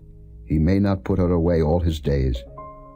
But if this thing be true, and the tokens of virginity be not found for the damsel, then they shall bring out the damsel to the door of her father's house, and the men of her city shall stone her with stones that she die, because she hath wrought folly in Israel, to play the whore in her father's house. So shalt thou put evil away from among you. If a man be found lying with a woman married to an husband, then they shall both of them die, both the man that lay with the woman and the woman. So shalt thou put away evil from Israel. If a damsel that is a virgin be betrothed unto an husband, and a man find her in the city and lie with her, then ye shall bring them both out unto the gate of that city, and ye shall stone them with stones that they die, the damsel because she cried not being in the city, and the man because he hath humbled his neighbor's wife. So thou shalt put away evil from among you. But if a man find a betrothed damsel in the field, and the man force her and lie with her, then the man only that lay with her shall die. But unto the damsel thou shalt do nothing. There is in the damsel no sin worthy of death. For as when a man riseth against his neighbor, and slayeth him, even so is this matter. For he found her in the field, and the betrothed damsel cried, and there was none to save her. If a man find a damsel that is a virgin, which is not betrothed, and lay hold on her, and lie with her, and they be found, then the man that lay with her shall give unto the damsel's father 50 shekels of silver, and she shall be his wife. Because he hath humbled her, he may not put her away all his days. A man shall not take his father's wife, nor discover his father's skirt. Chapter 23. He that is wounded in the stones, or hath his privy member cut off, shall not enter into the congregation of the Lord. A bastard shall not enter into the congregation of the Lord. Even to his 10th generation shall he not enter into the congregation of the Lord. An Ammonite or Moabite shall not enter into the congregation of the Lord.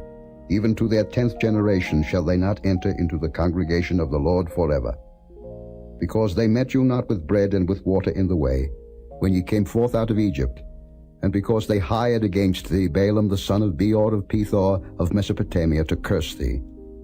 Nevertheless the Lord thy God would not hearken unto Balaam, but the Lord thy God turned the curse into a blessing unto thee, because the Lord thy God loved thee. Thou shalt not seek their peace nor their prosperity all thy days forever. Thou shalt not abhor an Edomite, for he is thy brother. Thou shalt not abhor an Egyptian, because thou wast a stranger in his land. The children that are begotten of them shall enter into the congregation of the Lord in their 3rd generation. When the host goeth forth against thine enemies, then keep thee from every wicked thing. If there be among you any man that is not clean by reason of uncleanness that chanceth him by night, then shall he go abroad out of the camp. He shall not come within the camp. But it shall be, when evening cometh on, he shall wash himself with water, and when the sun is down, he shall come into the camp again. Thou shalt have a place also without the camp, whither thou shalt go forth abroad. And thou shalt have a paddle upon thy weapon, and it shall be, when thou wilt ease thyself abroad, thou shalt dig therewith, and shalt turn back and cover that which cometh from thee. For the Lord thy God walketh in the midst of thy camp, to deliver thee, and to give up thine enemies before thee. Therefore shall thy camp be holy, that he see no unclean thing in thee, and turn away from thee. Thou shalt not deliver unto his master the servant which is escaped from his master unto thee. He shall dwell with thee, even among you, in that place which he shall choose in one of thy gates, where it liketh him best. Thou shalt not oppress him. There shall be no whore of the daughters of Israel, nor a sodomite of the sons of Israel. Thou shalt not bring the hire of a whore, or the price of a dog, into the house of the Lord thy God for any vow, for even both these are abomination unto the Lord thy God. Thou shalt not lend upon usury to thy brother, usury of money, usury of victuals, usury of anything that is lent upon usury. Unto a stranger thou mayest lend upon usury, but unto thy brother thou shalt not lend upon usury, that the Lord thy God may bless thee in all that thou settest thine hand to, in the land whither thou goest to possess it. When thou shalt vow a vow unto the Lord thy God, thou shalt not slack to pay it, for the Lord thy God will surely require it of thee, and it would be sin in thee. But if thou shalt forbear to vow, it shall be no sin in thee. That which is gone out of thy lips thou shalt keep and perform, even a freewill offering, according as thou hast vowed unto the Lord thy God, which thou hast promised with thy mouth. When thou comest into thy neighbour's vineyard, then thou mayest eat grapes thy fill at thine own pleasure, but thou shalt not put any in thy vessel. When thou comest into the standing corn of thy neighbour, then thou mayest pluck the ears with thine hand, but thou shalt not move a sickle unto thy neighbour's standing corn. Chapter 24.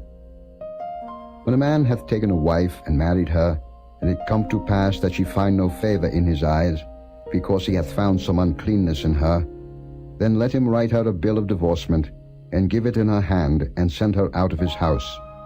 And when she is departed out of his house, she may go and be another man's wife.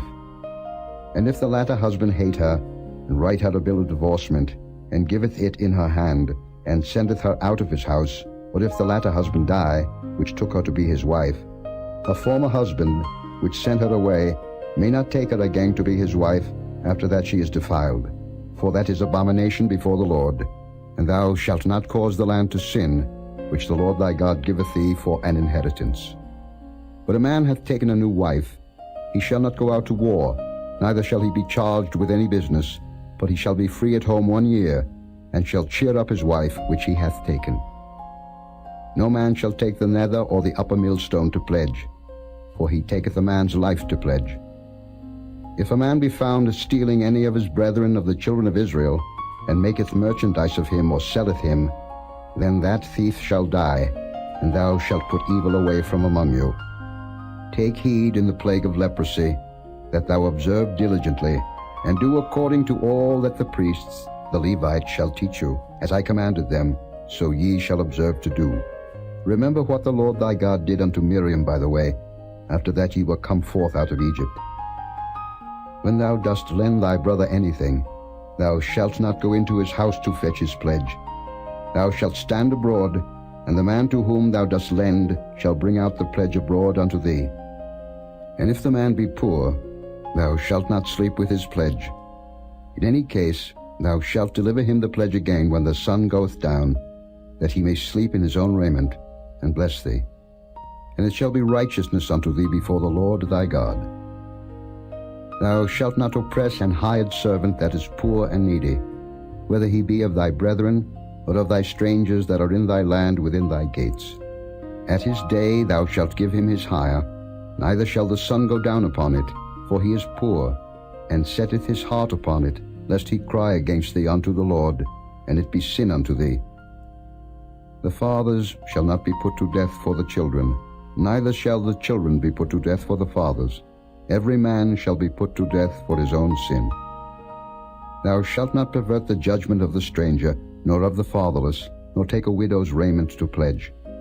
But thou shalt remember that thou wast a bondman in Egypt, and the Lord thy God redeemed thee thence. Therefore I command thee to do this thing. When thou cuttest down thine harvest in thy field, and hast forgot a sheaf in the field, thou shalt not go again to fetch it.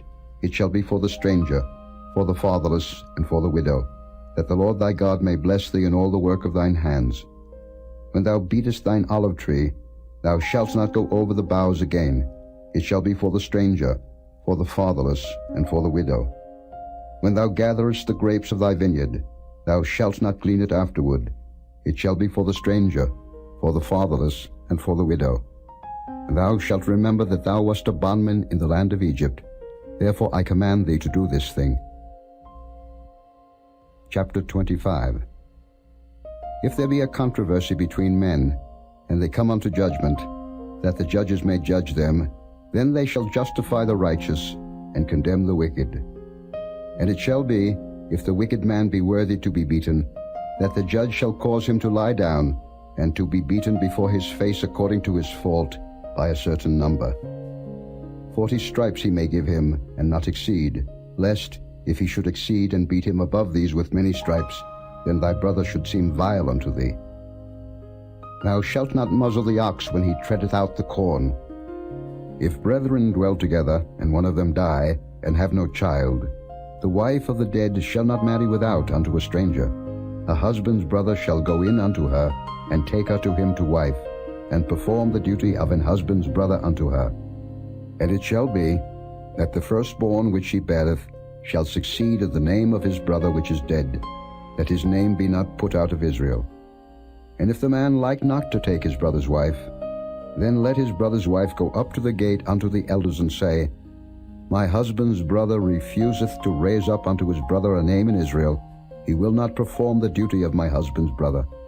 Then the elders of his city shall call him and speak unto him, and if he stand to it and say, I like not to take her, then shall his brother's wife come unto him in the presence of the elders, and loose his shoe from off his foot, and spit in his face, and shall answer and say, So shall it be done unto that man that will not build up his brother's house. And his name shall be called in Israel, the house of him that hath his shoe loosed. When men strive together one with another, and the wife of the one draweth near for to deliver her husband out of the hand of him that smiteth him, and putteth forth her hand, and taketh him by the secrets, then thou shalt cut off her hand, thine eye shall not pity her. Thou shalt not have in thy bag divers weights, a great and a small. Thou shalt not have in thy house divers measures, a great and a small. But thou shalt have a perfect and just weight, a perfect and just measure shalt thou have, that thy days may be lengthened in the land which the Lord thy God giveth thee. For all that do such things, and all that do unrighteously, are an abomination unto the Lord thy God. Remember what Amalek did unto thee by the way, when ye were come forth out of Egypt, how he met thee by the way, and smote the hindmost of thee, even all that were feeble behind thee, when thou wast faint and weary, and he feared not God. Therefore it shall be, when the Lord thy God hath given thee rest from all thine enemies round about, in the land which the Lord thy God giveth thee for an inheritance to possess it, that thou shalt blot out the remembrance of Amalek from under heaven. Thou shalt not forget it. Chapter 26. And it shall be, when thou art come in unto the land which the Lord thy God giveth thee for an inheritance, and possessest it, and dwellest therein, that thou shalt take of the first of all the fruit of the earth, which thou shalt bring of thy land, that the Lord thy God giveth thee, and shalt put it in a basket, and shalt go unto the place which the Lord thy God shall choose to place his name there. And thou shalt go unto the priest that shall be in those days, and say unto him, I profess this day unto the Lord thy God, that I am come unto the country which the Lord sware unto our fathers for to give us. And the priest shall take the basket out of thine hand, and set it down before the altar of the Lord thy God. Thou shalt speak and say before the Lord thy God, A Syrian ready to perish was my father, and he went down into Egypt, and sojourned there with a few, and became there a nation, great, mighty, and populous. And the Egyptians evil entreated us, and afflicted us, and laid upon us hard bondage. And when we cried unto the Lord God of our fathers, the Lord heard our voice, and looked on our affliction and our labor, and our oppression. And the Lord brought us forth out of Egypt with a mighty hand, and with an outstretched arm, and with great terribleness, and with signs and with wonders. And he hath brought us into this place, and hath given us this land, even a land that floweth with milk and honey. And now, behold, I have brought the first fruits of the land, which thou, O Lord, hast given me. And thou shalt set it before the Lord thy God, and worship before the Lord thy God. And thou shalt rejoice in every good thing which the Lord thy God hath given unto thee, and unto thine house, thou and the Levite, and the stranger that is among you. When thou hast made an end of tithing all the tithes of thine increase the 3rd year, which is the year of tithing, and hast given it unto the Levite, the stranger, the fatherless, and the widow, that they may eat within thy gates and be filled, then thou shalt say before the Lord thy God, I have brought away the hallowed things out of mine house, and also have given them unto the Levite, and unto the stranger, to the fatherless, and to the widow, according to all thy commandments which thou hast commanded me. I have not transgressed thy commandments, neither have I forgotten them. I have not eaten thereof in my mourning, neither have I taken away aught thereof for any unclean use, nor given aught thereof for the dead. But I have hearkened to the voice of the Lord my God, and have done according to all that thou hast commanded me. Look down from thy holy habitation, from heaven, and bless thy people Israel, and the land which thou hast given us, as thou swarest unto our fathers, a land that floweth with milk and honey. This day the Lord thy God hath commanded thee to do these statutes and judgments. Thou shalt therefore keep and do them with all thine heart, and with all thy soul. Thou hast avouched to the Lord this day to be thy God, and to walk in his ways, and to keep his statutes and his commandments and his judgments, and to hearken unto his voice.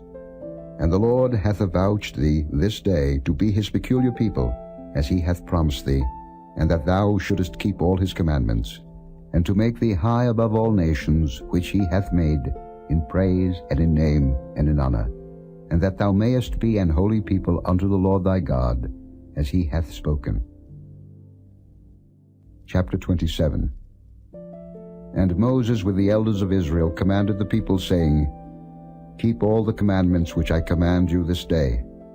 And it shall be on the day when ye shall pass over Jordan unto the land which the Lord thy God giveth thee, that thou shalt set thee up great stones, and plaster them with plaster.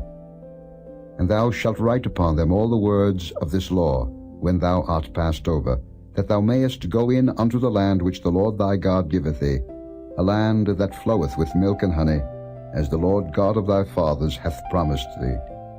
Therefore it shall be when ye be gone over Jordan, that ye shall set up these stones, which I command you this day, in Mount Ebal, and thou shalt plaster them with plaster. And there shalt thou build an altar unto the Lord thy God, an altar of stones. Thou shalt not lift up any iron tool upon them. Thou shalt build the altar of the Lord thy God of whole stones, and thou shalt offer burnt offerings thereon unto the Lord thy God. And thou shalt offer peace offerings, and shalt eat there, and rejoice before the Lord thy God. And thou shalt write upon the stones all the words of this law very plainly. And Moses and the priests, the Levites, spake unto all Israel, saying, Take heed and hearken, O Israel. This day thou art become the people of the Lord thy God. Thou shalt therefore obey the voice of the Lord thy God, and do his commandments and his statutes, which I command thee this day. And Moses charged the people the same day, saying, These shall stand upon Mount Gerizim to bless the people, when ye are come over Jordan, Simeon and Levi, and Judah, and Issachar, and Joseph, and Benjamin. And these shall stand upon Mount Ebal to curse, Reuben, Gad, and Asher, and Zebulun, Dan, and Naphtali. And the Levites shall speak, and say unto all the men of Israel with a loud voice, Cursed be the man that maketh any graven or molten image, an abomination unto the Lord, the work of the hands of the craftsman, and putteth it in a secret place. And all the people shall answer and say, Amen. Cursed be he that setteth light by his father or his mother. And all the people shall say, Amen. Cursed be he that removeth his neighbor's landmark. And all the people shall say, Amen. Cursed be he that maketh the blind to wander out of the way. And all the people shall say, Amen. Cursed be he that perverteth the judgment of the stranger, fatherless, and widow. And all the people shall say, Amen. Cursed be he that lieth with his father's wife, because he uncovereth his father's skirt. And all the people shall say, Amen. Cursed be he that lieth with any manner of beast. And all the people shall say, Amen. Cursed be he that lieth with his sister, the daughter of his father, or the daughter of his mother. And all the people shall say, Amen. Cursed be he that lieth with his mother-in-law. And all the people shall say, Amen. Cursed be he that smiteth his neighbor secretly. And all the people shall say, Amen. Cursed be he that taketh reward to slay an innocent person. And all the people shall say, Amen. Cursed be he that confirmeth not all the words of this law to do them. And all the people shall say, Amen. Chapter 28. And it shall come to pass, if thou shalt hearken diligently unto the voice of the Lord thy God, to observe and to do all his commandments which I command thee this day, that the Lord thy God will set thee on high above all nations of the earth. And all these blessings shall come on thee, and overtake thee, if thou shalt hearken unto the voice of the Lord thy God. Blessed shalt thou be in the city, and blessed shalt thou be in the field. Blessed shall be the fruit of thy body, and the fruit of thy ground, and the fruit of thy cattle, the increase of thy kine, and the flocks of thy sheep. Blessed shall be thy basket and thy store. Blessed shalt thou be when thou comest in, and blessed shalt thou be when thou goest out. The Lord shall cause thine enemies that rise up against thee to be smitten before thy face. They shall come out against thee one way, and flee before thee 7 ways. The Lord shall command the blessing upon thee in thy storehouses, and in all that thou settest thine hand unto, and he shall bless thee in the land which the Lord thy God giveth thee. The Lord shall establish thee an holy people unto himself, as he hath sworn unto thee, if thou shalt keep the commandments of the Lord thy God, and walk in his ways. And all people of the earth shall see that thou art called by the name of the Lord, and they shall be afraid of thee. And the Lord shall make thee plenteous in goods, in the fruit of thy body, and in the fruit of thy cattle, and in the fruit of thy ground, in the land which the Lord sware unto thy fathers to give thee. The Lord shall open unto thee his good treasure, the heaven to give the rain unto thy land in his season, and to bless all the work of thine hand. And thou shalt lend unto many nations, and thou shalt not borrow. And the Lord shall make thee the head, and not the tail. And thou shalt be above only, and thou shalt not be beneath, if that thou hearken unto the commandments of the Lord thy God, which I command thee this day, to observe and to do them. And thou shalt not go aside from any of the words which I command thee this day, to the right hand or to the left, to go after other gods to serve them. But it shall come to pass, if thou wilt not hearken unto the voice of the Lord thy God, to observe to do all his commandments and his statutes which I command thee this day, that all these curses shall come upon thee and overtake thee. Cursed shalt thou be in the city, and cursed shalt thou be in the field. Cursed shall be thy basket and thy store. Cursed shall be the fruit of thy body, and the fruit of thy land, the increase of thy kine, and the flocks of thy sheep. Cursed shalt thou be when thou comest in, and cursed shalt thou be when thou goest out. The Lord shall send upon thee cursing, vexation, and rebuke, in all that thou settest thine hand unto for to do, until thou be destroyed, and until thou perish quickly, because of the wickedness of thy doings, whereby thou hast forsaken me. The Lord shall make the pestilence cleave unto thee, until he have consumed thee from off the land, whither thou goest to possess it. The Lord shall smite thee with a consumption, and with a fever, and with an inflammation, and with an extreme burning, and with the sword, and with blasting, and with mildew, and they shall pursue thee until thou perish. And thy heaven that is over thy head shall be brass, and the earth that is under thee shall be iron. The Lord shall make the rain of thy land powder and dust. From heaven shall it come down upon thee, until thou be destroyed. The Lord shall cause thee to be smitten before thine enemies. Thou shalt go out one way against them, and flee 7 ways before them, and shalt be removed into all the kingdoms of the earth. And thy carcass shall be meat unto all fowls of the air, and unto the beasts of the earth, and no man shall fray them away. The Lord will smite thee with the botch of Egypt, and with the emerods, and with the scab, and with the itch, whereof thou canst not be healed. The Lord shall smite thee with madness, and blindness, and astonishment of heart. And thou shalt grope at noonday, as the blind gropeth in darkness. And thou shalt not prosper in thy ways, and thou shalt be only oppressed and spoiled evermore. and no man shall save thee. Thou shalt betroth a wife, and another man shall lie with her. Thou shalt build an house, and thou shalt not dwell therein. Thou shalt plant a vineyard, and shalt not gather the grapes thereof. Thine ox shall be slain before thine eyes, and thou shalt not eat thereof. Thine ass shall be violently taken away from before thy face, and shall not be restored to thee. Thy sheep shall be given unto thine enemies, and thou shalt have none to rescue them. Thy sons and thy daughters shall be given unto another people, and thine eyes shall look and fail with longing for them all the day long, and there shall be no might in thine hand. The fruit of thy land, and all thy labors, shall a nation which thou knowest not eat up, and thou shalt be only oppressed and crushed alway, so that thou shalt be mad for the sight of thine eyes which thou shalt see. The Lord shall smite thee in the knees, and in the legs, with a sore botch that cannot be healed, from the sole of thy foot unto the top of thy head. The Lord shall bring thee and thy king which thou shalt set over thee unto a nation which neither thou nor thy fathers have known, and there shalt thou serve other gods, wood and stone. And thou shalt become an astonishment, a proverb, and a byword, among all nations whither the Lord shall lead thee. Thou shalt carry much seed out into the field, and shalt gather but little in, for the locust shall consume it. Thou shalt plant vineyards and dress them, but shalt neither drink of the wine nor gather the grapes, for the worms shall eat them. Thou shalt have olive trees throughout all thy coasts, but thou shalt not anoint thyself with the oil, for thine olive shall cast his fruit. Thou shalt beget sons and daughters, but thou shalt not enjoy them, for they shall go into captivity. All thy trees and fruit of thy land shall the locust consume.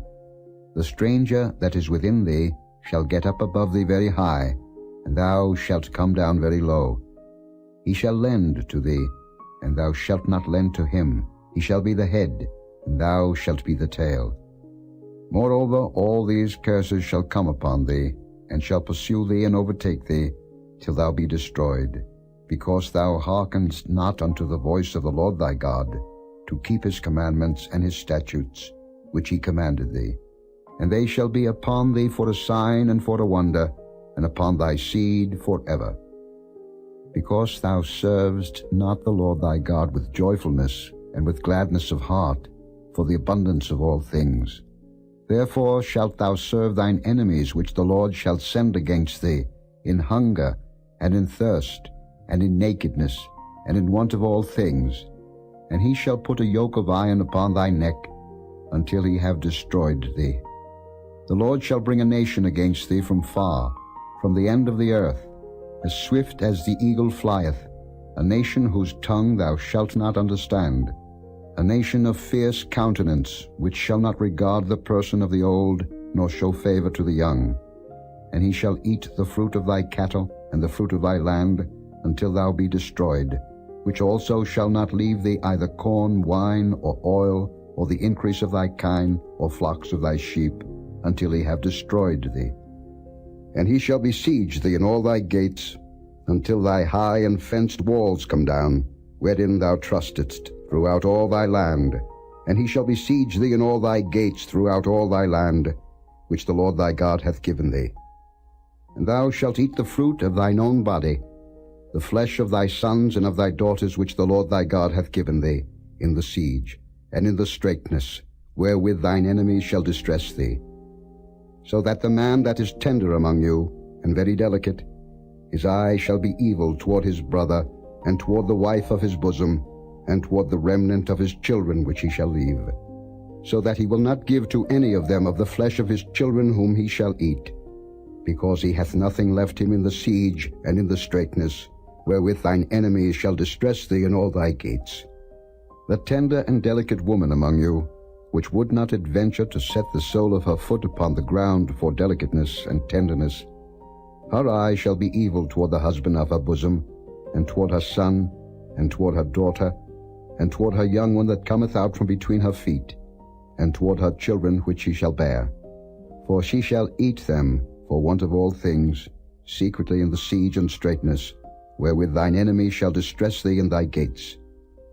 If thou wilt not observe to do all the words of this law that are written in this book, that thou mayest fear this glorious and fearful name, the Lord thy God. Then the Lord will make thy plagues wonderful, and the plagues of thy seed, even great plagues and of long continuance, and sore sicknesses and of long continuance. Moreover, he will bring upon thee all the diseases of Egypt, which thou wast afraid of, and they shall cleave unto thee. Also every sickness and every plague, which is not written in the book of this law, them will the Lord bring upon thee, until thou be destroyed. And ye shall be left few in number, whereas ye were as the stars of heaven for multitude, because thou wouldest not obey the voice of the Lord thy God. And it shall come to pass, that as the Lord rejoiced over you to do you good, and to multiply you, so the Lord will rejoice over you to destroy you, and to bring you to naught, and ye shall be plucked from off the land whither thou goest to possess it. And the Lord shall scatter thee among all people, from the one end of the earth even unto the other, and there thou shalt serve other gods, which neither thou nor thy fathers have known, even wood and stone. And among these nations shalt thou find no ease, neither shall the sole of thy foot have rest. But the Lord shall give thee there a trembling heart, and failing of eyes, and sorrow of mind. And thy life shall hang in doubt before thee, and thou shalt fear day and night, and shalt have none assurance of thy life. In the morning thou shalt say, Would God it were even, and at even thou shalt say, Would God it were morning, for the fear of thine heart wherewith thou shalt fear, and for the sight of thine eyes which thou shalt see. And the Lord shall bring thee into Egypt again with ships, by the way whereof I spake unto thee. Thou shalt see it no more again, and there ye shall be sold unto your enemies, for bondmen and bondwomen, and no man shall buy you. Chapter 29. These are the words of the covenant which the Lord commanded Moses to make with the children of Israel in the land of Moab, beside the covenant which he made with them in Horeb. And Moses called unto all Israel, and said unto them, Ye have seen all that the Lord did before your eyes in the land of Egypt unto Pharaoh, and unto all his servants, and unto all his land. The great temptations which thine eyes have seen, the signs and those great miracles. Yet the Lord hath not given you an heart to perceive, and eyes to see, and ears to hear, unto this day. And I have led you 40 years in the wilderness.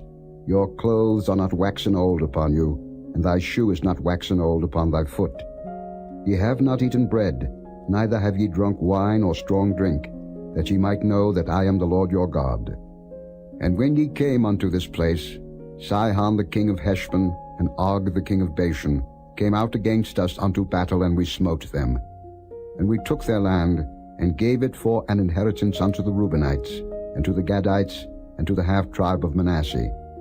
Keep therefore the words of this covenant, and do them, that ye may prosper in all that ye do. Ye stand this day all of you before the Lord your God, your captains of your tribes, your elders and your officers, with all the men of Israel, your little ones, your wives, and thy stranger that is in thy camp, from the hewer of thy wood unto the drawer of thy water, that thou shouldest enter into covenant with the Lord thy God, and into his oath, which the Lord thy God maketh with thee this day, that he may establish thee today for a people unto himself, and that he may be unto thee a God, as he hath said unto thee, and as he hath sworn unto thy fathers, to Abraham, to Isaac, and to Jacob. Neither with you only do I make this covenant and this oath, but with him that standeth here with us this day before the Lord our God, and also with him that is not here with us this day. For ye know how we have dwelt in the land of Egypt, and how we came through the nations which ye passed by.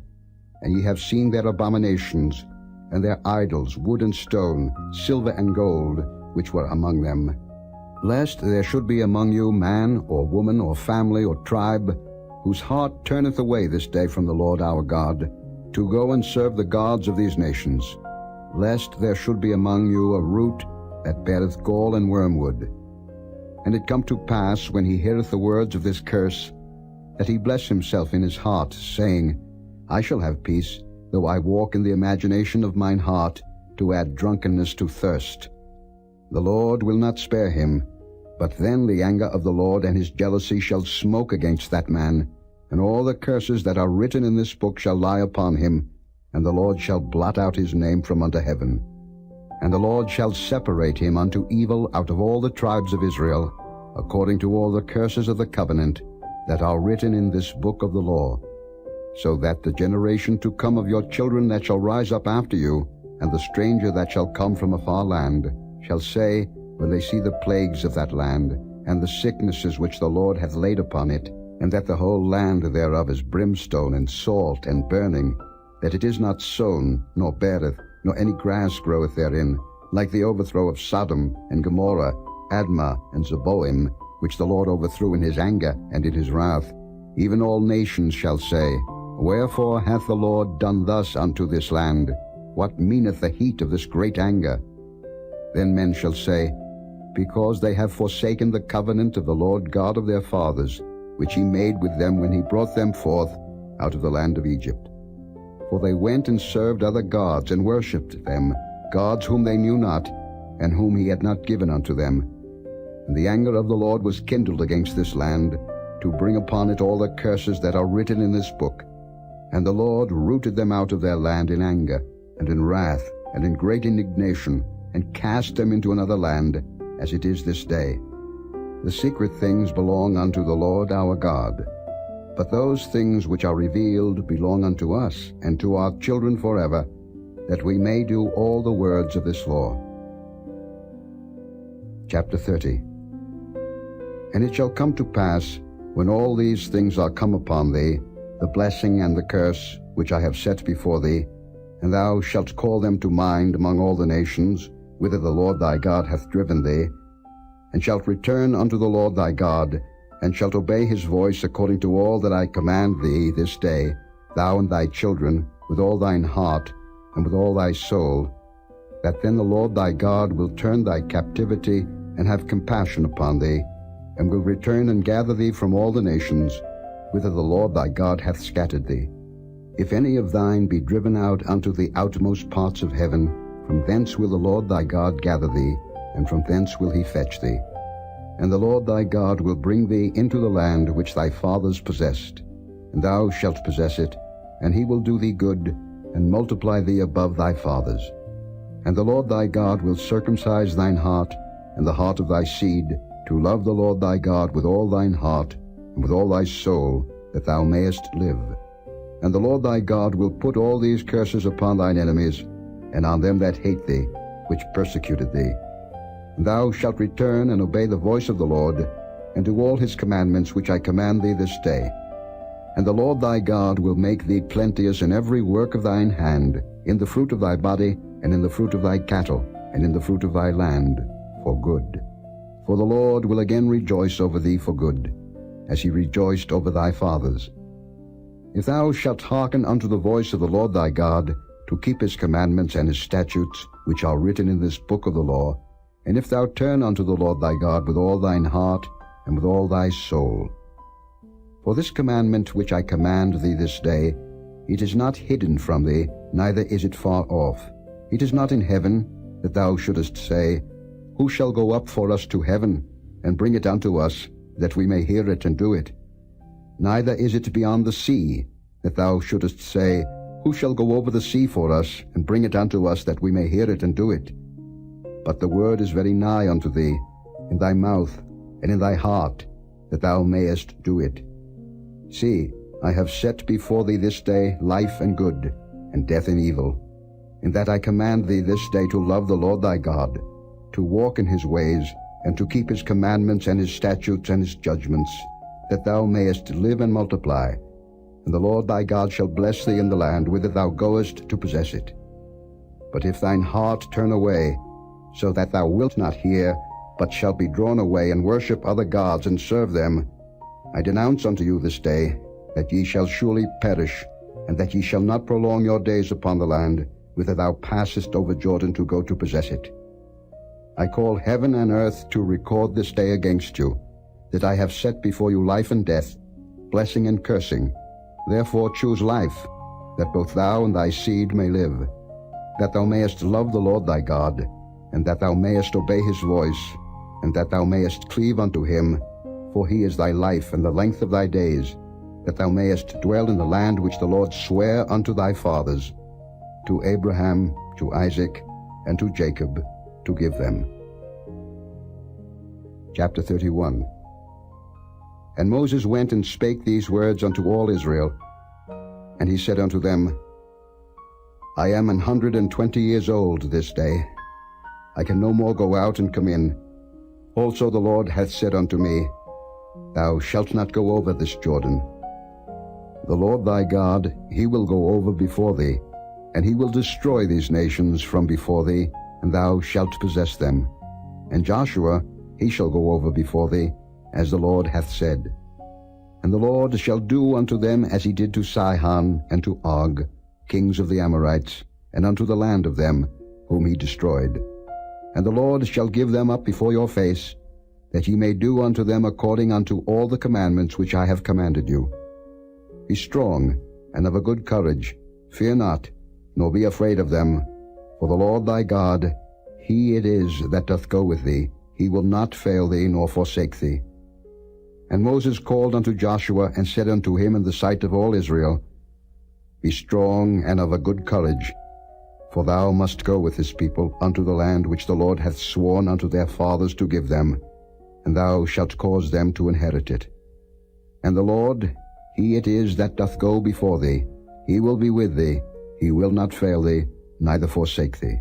Fear not, neither be dismayed.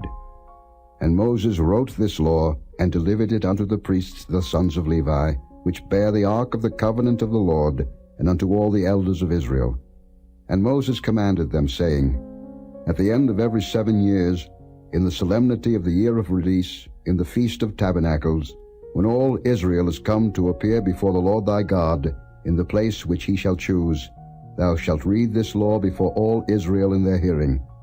Gather the people together, men and women and children, and thy stranger that is within thy gates, that they may hear, and that they may learn, and fear the Lord your God, and observe to do all the words of this law, and that their children, which have not known anything, may hear and learn to fear the Lord your God, as long as ye live in the land, whither ye go over Jordan to possess it. And the Lord said unto Moses, Behold, thy days approach that thou must die.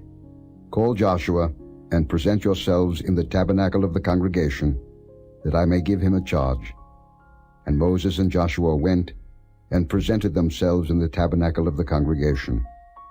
And the Lord appeared in the tabernacle in a pillar of a cloud, and the pillar of the cloud stood over the door of the tabernacle. And the Lord said unto Moses, Behold, thou shalt sleep with thy fathers, and this people will rise up and go a-whoring after the gods of the strangers of the land, whither they go to be among them, and will forsake me, and break my covenant which I have made with them. Then my anger shall be kindled against them in that day, and I will forsake them, and I will hide my face from them, and they shall be devoured, and many evils and troubles shall befall them, so that they will say in that day, Are not these evils come upon us because our God is not among us? And I will surely hide my face in that day for all the evils which they shall have wrought, in that they are turned unto other gods.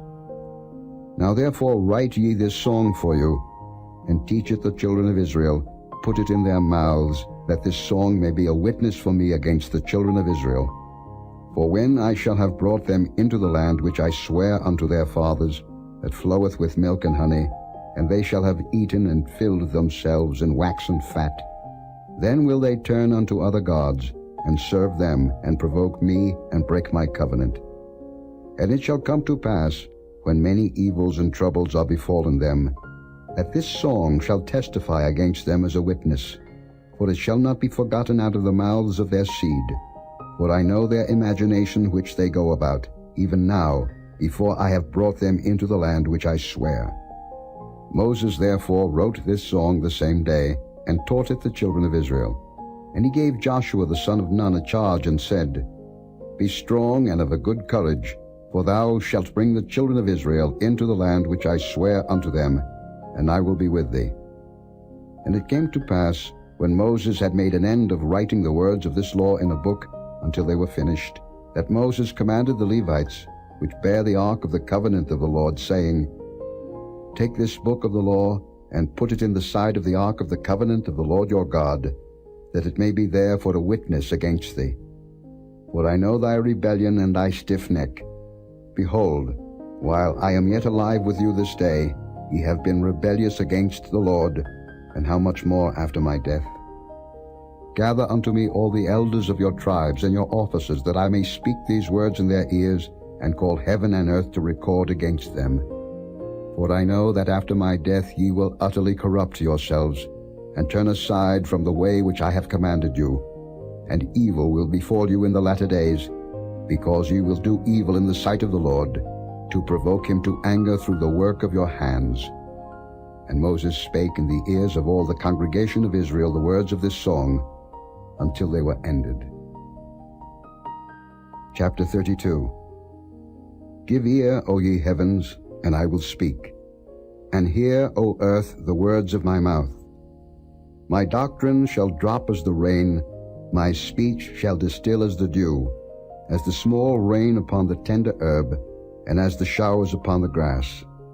Because I will publish the name of the Lord, ascribe ye greatness unto our God. He is the rock, his work is perfect, for all his ways are judgment. A God of truth and without iniquity, just and right is he. They have corrupted themselves, their spot is not the spot of his children. They are a perverse and crooked generation. Do ye thus requite the Lord, O foolish people and unwise? Is not he thy father that hath bought thee? Hath he not made thee and established thee? Remember the days of old. Consider the years of many generations. Ask thy father, and he will show thee, thy elders, and they will tell thee. When the Most High divided to the nations their inheritance, when he separated the sons of Adam, he set the bounds of the people according to the number of the children of Israel. For the Lord's portion is his people. Jacob is the lot of his inheritance. He found him in a desert land, and in the waste howling wilderness. He led him about, he instructed him, he kept him as the apple of his eye. As an eagle stirreth up her nest, fluttereth over her young, spreadeth abroad her wings, taketh them, beareth them on her wings. So the Lord alone did lead him, and there was no strange God with him. He made him ride on the high places of the earth, that he might eat the increase of the fields, and he made him to suck honey out of the rock, and oil out of the flinty rock. Butter of kine, and milk of sheep, with fat of lambs, and rams of the breed of Bashan, and goats with the fat of kidneys of wheat. And thou didst drink the pure blood of the grape. But Jeshurun waxed fat and kicked. Thou art waxen fat, thou art grown thick, thou art covered with fatness. Then he forsook God which made him, and lightly esteemed the rock of his salvation. They provoked him to jealousy with strange gods, with abominations provoked they him to anger. They sacrificed unto devils, not to God, to gods whom they knew not, to new gods that came newly up, whom your fathers feared not. Of the rock that begat thee thou art unmindful, and hast forgotten God that formed thee. And when the Lord saw it, he abhorred them, because of the provoking of his sons and of his daughters. And he said, I will hide my face from them, I will see what their end shall be, for they are a very froward generation, children in whom is no faith. They have moved me to jealousy with that which is not God. They have provoked me to anger with their vanities, and I will move them to jealousy with those which are not a people. I will provoke them to anger with a foolish nation. For a fire is kindled in mine anger, and shall burn unto the lowest hell, and shall consume the earth with her increase, and set on fire the foundations of the mountains. I will heap mischiefs upon them, I will spend mine arrows upon them. They shall be burnt with hunger, and devoured with burning heat, and with bitter destruction. I will also send the teeth of beasts upon them, with the poison of serpents of the dust. The sword without, and terror within, shall destroy both the young man and the virgin, the suckling also with the man of gray hairs. I said, I would scatter them into corners. I would make the remembrance of them to cease from among men. Were it not that I feared the wrath of the enemy, lest their adversaries should behave themselves strangely, and lest they should say, Our hand is high, and the Lord hath not done all this. For they are a nation void of counsel, neither is there any understanding in them. Oh, that they were wise, that they understood this, that they would consider their latter end. How should one chase 1,000, and two put 10,000 to flight, except their rock had sold them, and the Lord had shut them up? For their rock is not as our rock, even our enemies themselves being judges. For their vine is of the vine of Sodom, and of the fields of Gomorrah. Their grapes are grapes of gall, their clusters are bitter. Their wine is the poison of dragons, and the cruel venom of asps. Is not this laid up in store with me, and sealed up among my treasures? To me belongeth vengeance and recompense. Their foot shall slide in due time, for the day of their calamity is at hand, and the things that shall come upon them make haste. For the Lord shall judge his people, and repent himself for his servants, when he seeth that their power is gone, and there is none shut up or left. And he shall say, Where are their gods, their rock in whom they trusted, which did eat the fat of their sacrifices, and drank the wine of their drink offerings? Let them rise up and help you, and be your protection. See now that I, even I, am he, and there is no God with me. I kill, and I make alive, I wound, and I heal. Neither is there any that can deliver out of my hand. For I lift up my hand to heaven and say, I live forever. If I whet my glittering sword, and mine hand take hold on judgment, I will render vengeance to mine enemies, and will reward them that hate me.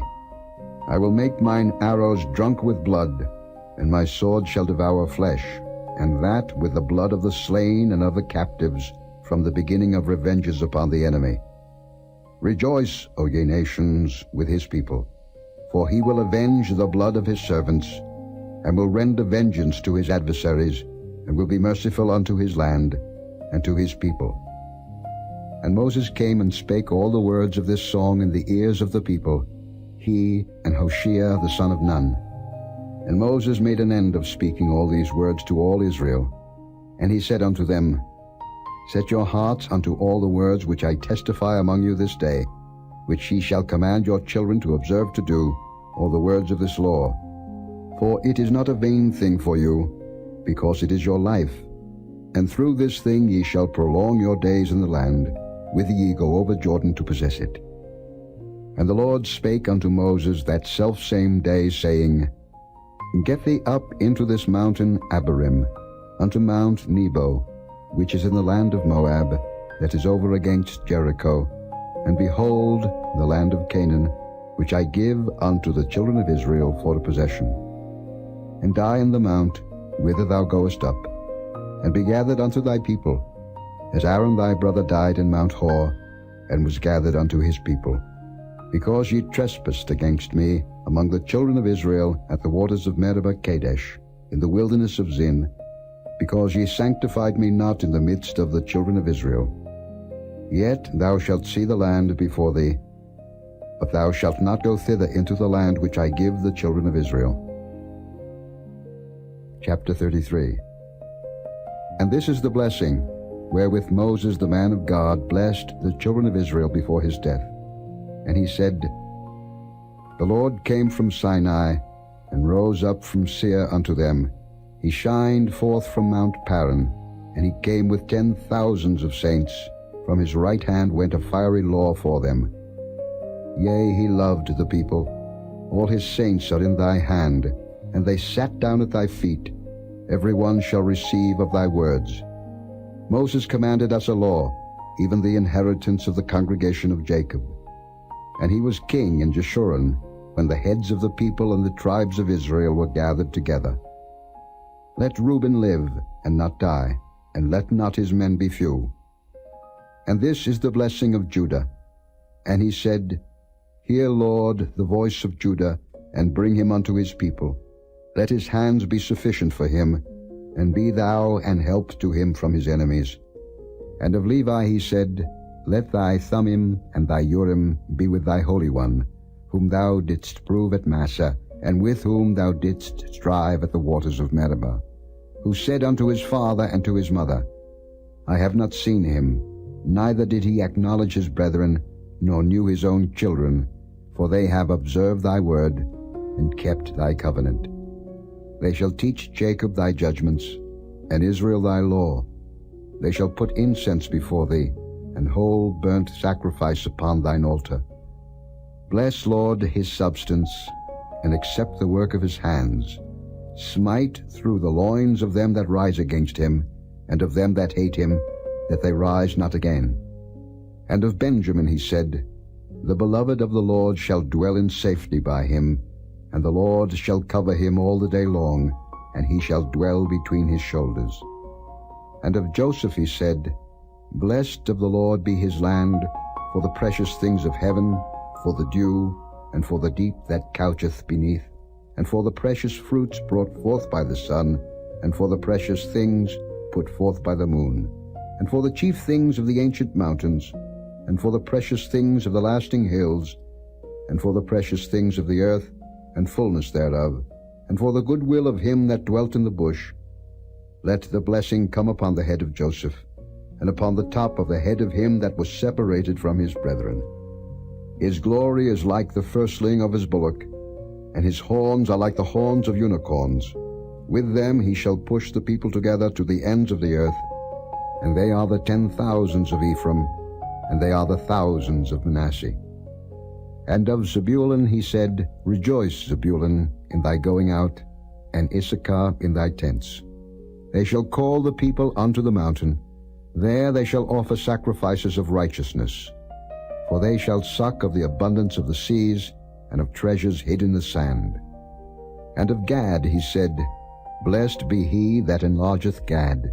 He dwelleth as a lion, and teareth the arm with the crown of the head. And he provided the first part for himself, because there in a portion of the lawgiver was he seated. And he came with the heads of the people. He executed the justice of the Lord, and his judgments with Israel. And of Dan he said, Dan is a lion's whelp. He shall leap from Bashan. And of Naphtali he said, O Naphtali, satisfied with favor, and full with the blessing of the Lord, possess thou the west and the south. And of Asher he said, Let Asher be blessed with children. Let him be acceptable to his brethren, and let him dip his foot in oil.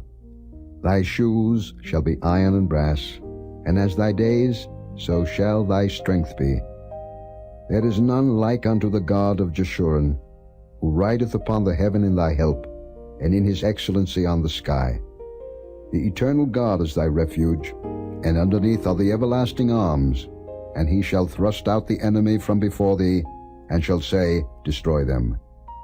Israel then shall dwell in safety alone. The fountain of Jacob shall be upon a land of corn and wine. Also his heavens shall drop down dew. Happy art thou, O Israel. Who is like unto thee, O people saved by the Lord, the shield of thy help, and who is the sword of thy excellency? And thine enemies shall be found liars unto thee, and thou shalt tread upon their high places. Chapter 34. And Moses went up from the plains of Moab unto the mountain of Nebo, to the top of Pisgah, that is over against Jericho. And the Lord showed him all the land of Gilead unto Dan, and all Naphtali, and the land of Ephraim, and Manasseh, and all the land of Judah, unto the utmost sea, and the south, and the plain of the valley of Jericho, the city of palm trees, unto Zoar. And the Lord said unto him, This is the land which I swear unto Abraham, unto Isaac, and unto Jacob, saying, I will give it unto thy seed. I have caused thee to see it with thine eyes, but thou shalt not go over thither. So Moses the servant of the Lord died there in the land of Moab, according to the word of the Lord. And he buried him in the valley in the land of Moab, over against Beth Peor, but no man knoweth of his sepulchre unto this day. And Moses was 120 years old when he died. His eye was not dim, nor his natural force abated. And the children of Israel wept for Moses in the plains of Moab 30 days. So the days of weeping and mourning for Moses were ended. And Joshua the son of Nun was full of the spirit of wisdom, For Moses had laid his hands upon him, and the children of Israel hearkened unto him, and did as the Lord commanded Moses. And there arose not a prophet since in Israel like unto Moses, whom the Lord knew face to face, in all the signs and the wonders which the Lord sent him to do in the land of Egypt to Pharaoh, and to all his servants, and to all his land, and in all that mighty hand, and in all the great terror which Moses showed in the sight of all Israel. In the shadowed vaults of ancient monasteries, scribes once trembled as they copied texts so dangerous that merely possessing them could mean death. These were not ordinary religious writings, but forbidden revelations that claimed to unveil the terrifying mysteries of heaven itself, visions so disturbing that church fathers buried them beneath centuries of silence. Welcome to the world of Baruch, a text so controversial that it was systematically erased from Christian Bibles, its apocalyptic visions deemed too dangerous for ordinary believers. This is not just another excluded book. This is a collection of writings that dared to reveal what happens when a mortal man witnesses the throne room of God and lives to tell about it. The books attributed to Baruch contain some of the most unsettling prophecies ever recorded, visions of cosmic destruction, angelic rebellions, and divine judgments that make the book of Revelation seem tame by comparison. These texts speak of multiple heavens, elaborate hierarchies of angels and demons, and apocalyptic events that would reshape everything believers thought they knew about the end times. But why were these revelations considered so threatening? What did Baruch see in his visions that made religious authorities so desperate to suppress his teachings? The answers lie buried in texts that were banned, burned, and forgotten, surviving only in fragments hidden away in the libraries of Ethiopia, where the Orthodox Church preserved what others deemed too dangerous to exist. Tonight, we journey into the forbidden world of Baruch's secret teachings, exploring visions that were considered so heretical, so threatening to established doctrine, that they were systematically purged from the biblical canon. From his role as the scribe who recorded Jeremiah's prophecies to his transformation into a visionary who claimed to have seen the very throne of God, Baruch's story is one of forbidden knowledge and divine revelation. If you are ready to explore the darkest corners of forbidden biblical literature, to uncover secrets that religious authorities tried to bury forever, then prepare yourself for revelations that will challenge everything you thought you knew about the hidden books of the Bible. Chapter 1. The Scribe Who Saw Too Much. In the final days of Jerusalem, when Babylonian armies surrounded the holy city and smoke rose from burning temples, one man stood witness to both earthly destruction and heavenly revelation. Baruch, the faithful scribe of the prophet Jeremiah, would become something far more dangerous than a mere recorder of prophecy. He would become the vessel for visions so terrifying that future generations would try to erase his name from history. Baruch ben Neriah was no ordinary scribe. While others fled the approaching armies of Nebuchadnezzar, he remained at Jeremiah's side, his reed pen capturing every word of divine judgment that flowed from the prophet's lips. But the historical Baruch was only the beginning of a much darker story. The texts that bear his name tell of a transformation that would make him one of the most controversial figures in all of religious literature. The first book of Baruch, included in some Christian Bibles, seems innocent enough, a collection of prayers and confessions from the Babylonian exile. But this canonical text is merely the gateway to far more disturbing revelations. The real secrets lie in the additional books attributed to Baruch, texts that claim to record his direct encounters with the divine realm. According to these forbidden writings, Baruch's transformation began with a vision that would haunt him for the rest of his days. As Jerusalem burned around him, he claims to have been caught up in spirit, transported beyond the physical realm into the very presence of God. What he witnessed there would challenge every comfortable assumption about the nature of heaven and divine authority. The second book of Baruch, also known as the Syriac Apocalypse of Baruch, presents a vision of the end times so detailed and disturbing that early church fathers questioned whether any mortal man could have survived such revelations. In this text, Baruch describes conversations with angels, visions of cosmic destruction, and prophecies of a coming judgment that would make the flood of Noah seem like a gentle rain. But it was the third book of Baruch, the Greek Apocalypse, that truly cross the line into forbidden territory. Here, Baruch claims to have been guided through multiple levels of heaven, each more terrifying than the last. He describes chambers where rebellious angels are imprisoned, levels of paradise where the righteous dead await resurrection, and throne rooms where divine beings debate the fate of humanity. These visions were not presented as allegory or spiritual metaphor. Baruch wrote with the authority of an eyewitness, describing in precise detail the architecture of heaven, the appearance of angels, and the mechanisms by which divine judgment operates. He claimed to have seen the very books in which human deeds are recorded, the scales on which souls are weighed, and the chambers where the wicked face eternal torment.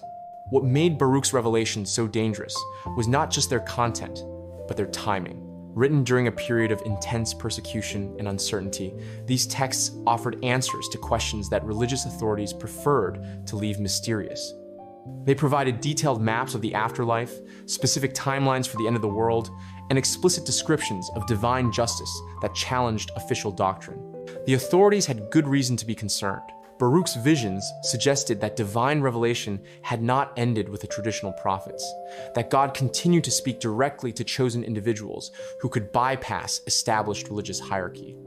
Even more threatening, his descriptions of heavenly realms suggested a cosmos far more complex and dangerous than official teachings acknowledged. In Baruch's heaven, angels could rebel, divine plans could be questioned, and mortal humans could witness scenes of cosmic significance that were supposed to remain hidden until the end of time. This was not the sanitized afterlife of official doctrine, but a realm of cosmic conflict where divine justice operated according to principles that challenged human understanding. The scribe who had begun his career simply recording the words of another prophet had become something far more dangerous. A visionary whose claims to direct divine revelation threatened the very foundations of religious authority. His transformation from faithful recorder to cosmic witness would make his writings some of the most feared and suppressed texts in religious history. As we prepare to explore the specific visions that made Baruch's name synonymous with forbidden knowledge, remember that these were not abstract theological speculations. They were presented as first-hand accounts of divine encounters, revelations so powerful and disturbing that they could not be allowed to circulate freely among believers who might mistake them for authorized scripture. Chapter 2. Visions of Apocalypse. The apocalyptic visions recorded in Baruch's name read like dispatches from the end of the world, prophecies so detailed and terrifying that they make the book of Revelation seem restrained by comparison. These were not gentle warnings about spiritual judgment, but graphic descriptions of cosmic destruction that would consume both the physical world and the heavenly realms. In the second book of Baruch, the prophet claims to receive visions that span from the destruction of Jerusalem to the end of all things.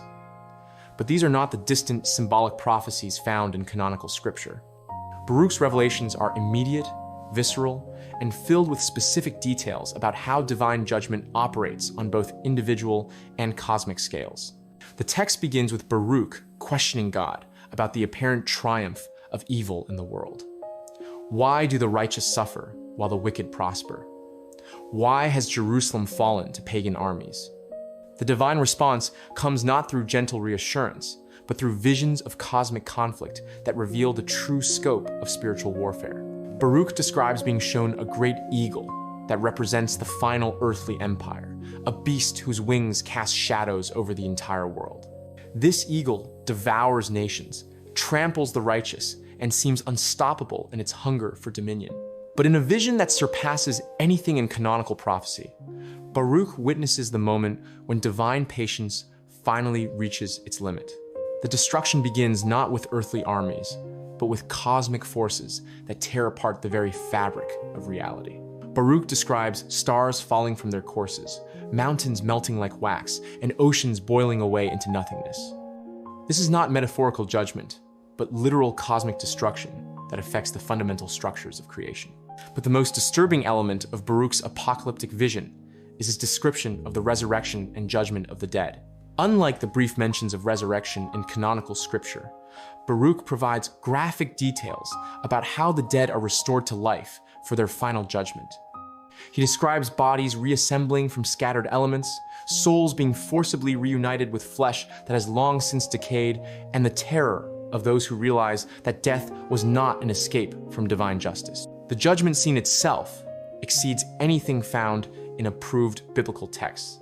Baruch describes witnessing the moment when human souls are weighed in divine scales, their deeds measured against standards so perfect that even the righteous tremble. He claims to have seen the books in which every human action is recorded, documents so detailed that they include not just deeds, but thoughts, intentions, and words spoken in private moments. Those found wanting face torments that Baruch describes with disturbing precision. He speaks of souls being cast into chambers of darkness, where they experience the full weight of their guilt, not as abstract punishment, but as the literal sensation of every sin they committed pressing down upon them like physical weight. The wicked do not simply suffer. They experience the accumulated pain of every evil they inflicted on others, multiplied by divine justice. Even more controversial are Baruch's visions of the intermediate state, the period between death and final judgment. He describes multiple levels of existence where souls await their final disposition, some in peace, others in torment, but all conscious and aware of their approaching fate. This detailed map of the afterlife provided believers with specific information about what happens after death, information that religious authorities preferred to keep mysterious. The third book of Baruch pushes these revelations even further, describing Baruch's guided tour through 7 heavens, each level revealing new horrors and wonders. In the first heaven, he encounters the souls of the righteous, but even they live in awareness of the cosmic conflict raging in higher realms. In the second heaven, he witnesses the punishment of rebellious angels, beings whose crimes against divine order resulted in torments that surpass human imagination. As Baruch ascends through higher heavens, the visions become increasingly disturbing. He describes chambers where divine justice is administered, courts where angelic beings debate the fates of human souls, and throne rooms where decisions are made that affect the destiny of entire nations. These are not the peaceful heavenly realms of popular imagination, but cosmic centers of power where divine wrath and mercy operate according to principles that challenge human understanding. The most terrifying revelation comes when Baruch claims to witness the moment of final judgment from the divine perspective.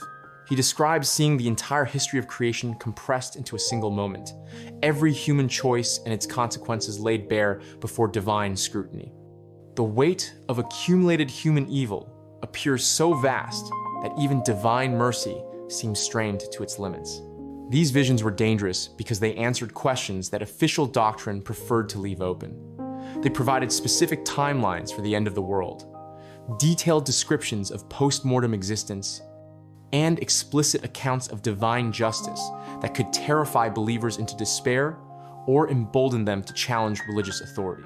The apocalyptic visions of Baruch represented more than theological speculation. They were presented as direct revelations that bypassed established religious hierarchy and provided ordinary believers with access to cosmic secrets that were supposed to remain hidden until the end of time. Chapter 3. The Forbidden Cosmology. Beyond the apocalyptic prophecies lay perhaps the most dangerous element of Baruch's revelations, a complete cosmology that mapped the structure of heaven and hell in detail that challenged every assumption about the divine realm. This was not the simple 3-tiered universe of traditional scripture, but a complex system of multiple heavens, elaborate angelic hierarchies, and spiritual realms that operated according to principles never mentioned in canonical texts. The third book of Baruch presents the most comprehensive tour of the heavenly realms found in any ancient text, describing a journey through 7 distinct levels of heaven, each with its own inhabitants, laws, and purposes. This was not abstract theology, but a detailed guide to cosmic geography that claimed to reveal the actual structure of divine reality.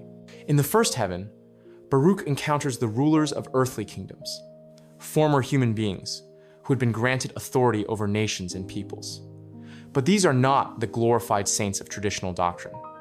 They are revealed as cosmic bureaucrats, angelic beings tasked with implementing divine judgment on earth, often through methods that appear cruel and arbitrary to human understanding. The second heaven contains the rebellious angels, beings whose crimes against divine order resulted in imprisonment that serves as both punishment and cosmic necessity. Baruch describes seeing these fallen entities chained in chambers of darkness, their rebellion having cosmic consequences that continue to affect earthly events. Their punishment is not simply retributive, but serves to maintain the stability of creation itself. As Baruch ascends to higher heavens, the revelations become increasingly disturbing. The third heaven contains the souls of the righteous dead, but even they exist in a state of incomplete rest, aware that their final destiny depends on events still unfolding in lower realms. They are not the peacefully sleeping dead of traditional doctrine, but conscious beings actively involved in cosmic processes that affect the living. The fourth heaven reveals the mechanics of divine providence, the actual methods by which God governs creation. Baruch describes witnessing angelic beings responsible for natural phenomena, cosmic forces that operate according to principles that appear arbitrary or even cruel from human perspective. Earthquakes, plagues, and famines are revealed not as natural disasters, but as precisely calibrated instruments of divine justice. The fifth heaven contains the angelic armies, beings whose primary function is warfare against cosmic evil. These are not the gentle messengers of popular imagination, but terrifying warriors whose battles affect events in lower realms. Baruch describes witnessing conflicts between angelic forces that make earthly wars seem like children's games, cosmic battles whose outcomes determine the fate of nations and peoples.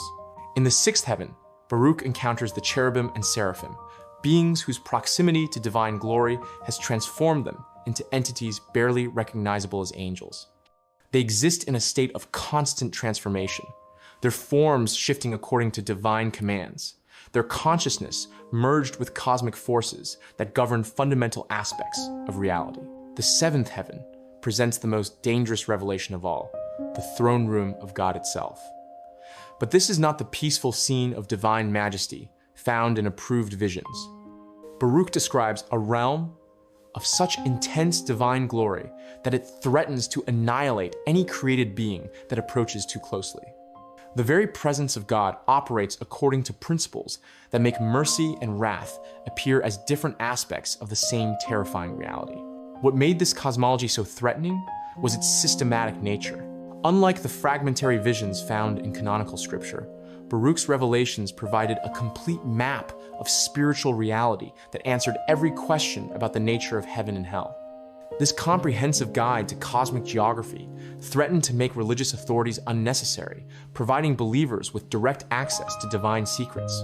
Even more dangerous was the moral complexity revealed in these heavenly realms.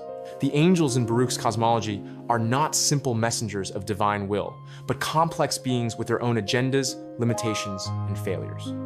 Divine justice operates according to principles that often appear harsh or arbitrary from human perspective, suggesting that cosmic morality differs fundamentally from earthly ethics. The rebellious angels are not simply evil beings to be defeated, but necessary components of cosmic order whose rebellion serves divine purposes that remain hidden from human understanding. Their punishment serves not just as retribution, but as cosmic infrastructure that maintains the stability of creation through methods that challenge traditional concepts of divine goodness. This complex cosmology suggested that the universe operates according to principles far more intricate and morally ambiguous than official doctrine acknowledged. Divine governance involves compromises, necessary evils, and moral complexities that traditional theology preferred to ignore or explain away. The detailed descriptions of angelic hierarchies, cosmic geography, and divine administration provided believers with information that threatened to make them independent of religious authority. If the structure of heaven could be mapped and understood, if the principles of divine justice could be explained in detail, then what need was there for priestly interpretation or ecclesiastical guidance? The forbidden cosmology of Baruch represented the ultimate challenge to religious authority, a systematic revelation of cosmic secrets that threatened to democratize divine knowledge and eliminate the mystery that kept believers dependent on institutional guidance. Chapter 4. Why they buried the truth. The systematic suppression of Baruch's revelations was not accidental oversight, but deliberate ecclesiastical policy designed to eliminate texts that pose fundamental threats to religious authority. The books attributed to Baruch were not simply excluded from the biblical canon. They were actively hunted down, confiscated, and destroyed by church authorities who recognized their potential to undermine established doctrine. The primary threat posed by Baruch's writings was their claim to provide direct access to divine revelation without the mediation of religious hierarchy. Unlike canonical prophets, who spoke to specific audiences about particular situations, Baruch claimed to have received comprehensive visions that answered fundamental questions about cosmic order, divine justice, and post-mortem existence. Early church fathers faced a dilemma when confronting these texts. The writings attributed to Baruch were clearly ancient, contained sophisticated theological concepts, and demonstrated knowledge of Jewish traditions that suggested authentic prophetic origins. They could not be dismissed as obvious forgeries or heretical innovations, yet their content challenged fundamental aspects of emerging Christian doctrine. The detailed apocalyptic timelines found in Baruch's visions posed particular problems for church authorities trying to establish stable institutions. If the end of the world could be calculated from prophetic chronologies, if divine judgment operated according to predictable principles, then why build churches, establish hierarchies, or accumulate earthly resources for long-term institutional survival? Even more threatening were the comprehensive descriptions of post-mortem existence found in these texts. Traditional doctrine maintained strategic ambiguity about the afterlife, allowing religious authorities to offer hope of salvation while maintaining fear of judgment. Baruch's detailed maps of heaven and hell eliminated this useful uncertainty, providing believers with specific information about what happens after death. The complex cosmology revealed in Baruch's heavenly visions challenged fundamental theological assumptions about divine simplicity and moral clarity. If heaven contained rebellious angels, if divine justice operated through morally ambiguous methods, if cosmic order required necessary evils, then traditional concepts of divine goodness needed radical revision. Church authorities recognized that these revelations could lead believers to question not just specific doctrines, but the entire framework of traditional theology. If cosmic morality differed fundamentally from earthly ethics, if divine justice operated according to principles that appeared harsh or arbitrary, then what confidence could believers have in official religious guidance? The systematic destruction of Baruch's writings began in the 4th century when church councils gained political power to enforce doctrinal uniformity. Possessing copies of these texts became grounds for charges of heresy, while church authorities offered rewards for information about hidden manuscripts. The campaign against Baruch's revelations was so thorough that most copies disappeared entirely from Christian communities. The few surviving manuscripts were preserved primarily in Ethiopian Orthodox libraries, where different theological traditions allowed for greater diversity in accepted texts. These isolated copies provided the only window into apocalyptic traditions that had been systematically erased from mainstream Christianity. The irony of this suppression campaign was that it validated the very claims made in Baruch's visions about religious corruption and institutional failure. The texts themselves prophesied that true revelation would be suppressed by religious authorities more concerned with maintaining power than preserving truth. Modern scholars studying the surviving fragments of Baruch's writings have uncovered evidence of sophisticated theological traditions that were deliberately eliminated from Christian history. These texts reveal alternative approaches to understanding divine revelation, cosmic order, and human destiny that challenge contemporary assumptions about early religious development. The systematic burial of Baruch's revelations represents one of the most successful censorship campaigns in religious history. Entire theological traditions were eliminated so thoroughly that their existence was forgotten by mainstream Christianity, preserved only in isolated manuscripts hidden away in distant libraries. The suppression of these texts created theological blind spots that continue to affect religious understanding today. Questions about divine justice, cosmic order, and post-mortem existence that were addressed comprehensively in Baruch's visions remain sources of uncertainty and controversy in contemporary theology. The forbidden teachings of Baruch continue to challenge contemporary believers to question which religious authorities have the right to determine what counts as legitimate revelation and which texts contain truths too dangerous for ordinary believers to possess.